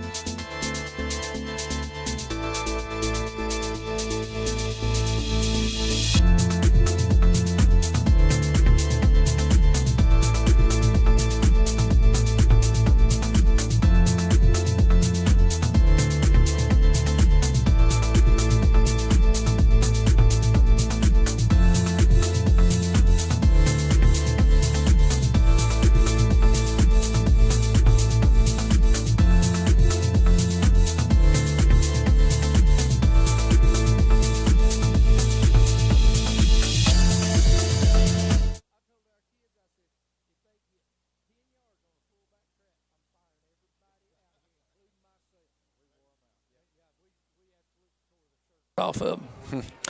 Welcome back, ladies and gentlemen. 40-14, the Maroon Devils over the Cherokee Braves. 2 minutes and 4 seconds left to play in the ball game. A decent kick back. And he fumbled. No, he got it back. He gathered it back in. It was a great coverage, fumbled the football, but it popped right back to him. So great job, great coverage by the Maroon Devils. And got some excitement going on the sidelines. We like to see that. Everybody's pumped up. That is Maddox Long. Getting pumped up, made the first hit out there. So 1 minute and 58 seconds left to go in this ball game. We've certainly put it out of reach at this point. So right now, just play ball, learn some stuff. You know, these are learning moments. You know, don't lose your cool, keep your feet moving so nobody gets hurt. That's right. Exactly right. You're exactly right about that, Cody. That used to be one of my biggest fears in a ball game where you've got control of it, and then all of a sudden because you got to keep good players out there, and what I mean by that is some of your more experienced players. All right, quarterback backdrop, throws it in the flat. Great job by Tackled Stillwell. Immediately by Stillwell out there on the edge. Gain of about two or three on the play, on the play. So bring up 2nd and 7. Clock's just going to run. I don't see anyone calling timeouts here to try to stop the clock. This Cherokee's going to try to run their 2-minute offense. Right. Trips out here to the wide side, split into the boundary. And he likes to roll this way and then cut back across the field. So keep your eyes open because he's going to do something right here with it. He's got a receiver open running here. Overthrew it. Yep. He wanted to cut back there, but he was getting trailed by Skaggs. Yeah. So that if there's anybody that's going to make you realize, I'm not going to cut back anymore, it's him coming at you. But that will stop the clock with 1 minute and 24 seconds left to play in the ball game. Brings up 3rd and about 7. A great learning for the Maroon Devils tonight as they battle back, getting the momentum and then getting it back and making big plays and doing those things. Those are things that are going to help you later on, and certainly in the playoffs as things start getting tougher and tougher. Seeing a lot of freshmen play tonight for us, especially up there on the offensive and defensive line. There's one of them right there. Oh, he almost got him. Well, that can be intercepted by Stillwell. It come up too quick on it. Yeah, Stillwell's having a little trouble with the depth perception and the lights tonight because he really towered to get to that football. He had the perfect angle on it, too. The one we were talking about, you were talking about getting after the quarterback at 56, Cody. Bentley Cody, yeah. And that's the kind of things you want to see because when you can bring freshmen up and they can fit into what you're doing because they're not used to playing around the guys that they're up there with. They've been playing the JV schedule, and now they're out there with all new faces, and they know them from school, but at the same time, being on the practice field with them is a different story and the game. So 4th down. 4th down for the Braves. And then gets sacked. Finally. Yep. Trent got his tonight, yeah. Finally. He'd been looking for that. That quarterback had beaten us on the edge several times. He wasn't going to let him do it that time. This time Trent Jones says, no way. So 1st down, Swain County takes over on downs. The clock does stop on a change of possession at 1 minute and 9 seconds left to go in the ball game. Going to see a lot of new faces, I imagine. Yeah, I'd say right here we'll probably see we may just take a knee or a quarterback just taking the snap. He may take a snap. We're going to try to put some new faces in here, and Coach is certainly not trying to do anything and run up the score. He's getting a lot of freshmen in there. I see Coleman Green in there. I see Aiden Kirkland, a sophomore, in there. Lambert running out to the side. He plays on defense. New quarterback in there. It's Aiden Kirkland. So we're going to have a lot. That happens with the quarterbacks. Yeah, brand new quarterback. And he had a man open. Was trying to throw it out there to Stevenson. It just bobbled the snap. Yeah, and he'll learn from that. And Coach Hood will tell him, just get tackled because eat the ball right there because if you throw the ball and it's incomplete, stops the clock. Yeah, let's get this thing done. And like I said before, he's certainly not trying to do any theatrics right here. He's trying to get some other kids in there some playing time. Get them out under these lights and get them out there with the other varsity players and get them used to this. Fumble again. And they're going to give the ball to Cherokee. Cherokee ball. So the clock stops again on a change of possession. 56.6 left to go in the ball game. And I know a lot of people, like I said, you could get in victory formation, just take a knee. But, again, it's the experience that we're trying to get now. Nothing more than that. We're substituting in and out, getting some new players out there, new faces out there. Just trying to run plays. Just trying to run plays and get some folks some experience. So Cherokee will take over 1st and 10 on their own 15-yard line. 56 seconds left to play. Going to try to run a screen or something over the middle of the field. Almost picked off by Evan Ball there. Yeah. went right through his hands. Yeah, we were playing twin safeties back there, and they had double end cuts coming inside there, one short and one deep, and Cody and Ball. Ball were back there, and he made a break on the ball. It just didn't get it. So now 50.8 seconds left to go. Coleman Green comes in to substitute for Cody back here at safety. Quarterback draw. They had a lot of success with it tonight. We tackle him over there picks up a first down. So it'll stop the clock momentarily. It's just until they get the chains reset, and then the head man, he's going to go ahead and tell him to run the clock. Yeah. And there we go. They're going to go ahead and run the clock, even though it didn't get all the way set. Trips out here to the wide side of the field. 30 seconds left to play. Throw a quick out. Nobody was open. Yeah. Nobody was home. Yeah, I think somebody misread the route right there. Little miscommunication. 27 seconds left to go in the ball game. Great job, though. I mean, we came out on top. Yeah. Established our will and dominance in the offense and defense early. Cherokee made some of their adjustments and came back and scored 14 points. And then we made our own adjustments in our offensive play calling. Well, it's the Smoky Mountain Conference. It's one of those deals that they're not going to quit. Nobody quits in the Smoky Mountain Conference. It's going to be a dogfight to the end. Got end cuts. Across the middle. It's out in the open field. Down around 45, 44-yard line somewhere they'll spot the ball. They'll stop the clock just momentarily. I think everybody hit each other. I think they did. And so someone's called a timeout here. We'll see who it was. I think it may have been Cherokee. Cherokee calls a timeout. We'll stay right here. There's no need to take a break. 14 seconds left to go in the ball game. Swain County 40, Cherokee 14. Next week, Swain County travels to Rosman to take on the Tigers. Yeah, and I want to mention Gary Ayers. Gary will be joining the broadcast next week at Rosman. Gary lives over in Hendersonville, and I think that Western is open next week. So Gary has volunteered to do the broadcast, and I think either myself or someone else will be doing the broadcast with him if they want. We'll let Gary make that decision. Yeah. I'm gonna put that on Gary. Gary can do it all. He can. He don't need nobody. No, he's a lot better at this than we are. We'll ever be, and nobody will take it. Got to see Gary last night at the Hall of Fame induction. And so go back for the pass. Double twins. Jones almost caught up to him there. Gets rid of the football and incomplete pass. Batted down. 5.3 seconds left to go in the ball game. Be enough for one more play for Cherokee. Batted down there. Leatherwood thinks he should have had an interception. He's kind of heartbroken he didn't get it, but he was there and made a break on the ball, and it went through his hands, and he's a little upset with himself. So again, like I said, 5.3 seconds left to go in the ball game. Time for one more play for Cherokee, and I'm sure they'll hang it up deep. They'll hang it up deep, try to get something on the board. But great, again, I can't say enough. Great job of the Maroon Devils. It's easy to lay down when things aren't going your way. Cherokee, too, coming back like they did. Boy. Absolutely. They came storming back. And gave himself a chance. Yeah, they took the momentum of this football game for a long time. And Ball breaks up on it. And that'll be it. But he gets credit for an interception. Credit for an interception. That's the one that he almost had in the middle of the field. He got it right there.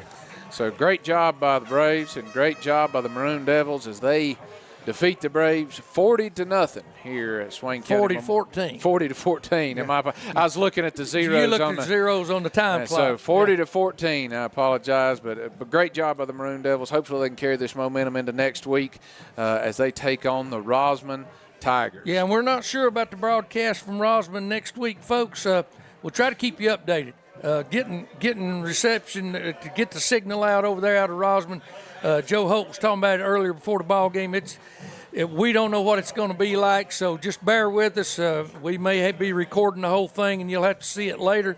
We're just not sure what kind of broadcast we're going to have next week. But again, thank you, everybody, for tuning in. If you can get a chance, come out tomorrow at Cherokee as our Mites and Midgets take on the Braves tomorrow for their first round of the playoffs. Thanks again for joining us, and we will see you. Become a member of MDN Live. For the low price of $5.99 per month, you will have access to all live broadcasts of Maroon Devil athletics. All proceeds from this subscription service will go directly towards Swain athletics to help offset the growing cost of providing multiple sporting opportunities for our student athletes. The monthly subscription is only $5.99 per month, giving members access to all live broadcasts within the month. This membership will have an option for automatic renewal, which can be canceled at any time. Our hope is that patrons will let their monthly subscriptions continue throughout the year, providing Swain High School athletics with a greatly needed source of funding year-round and give you access to all the great sports action throughout the year. So for less than the cost of a kid's meal at your favorite fast food joint, you'll be providing critical support to our student athletes each month while enjoying countless hours of Swain County Athletics Live. It's truly a win-win situation. Become a member today and do your part to help keep Swain County Athletics the best it can be.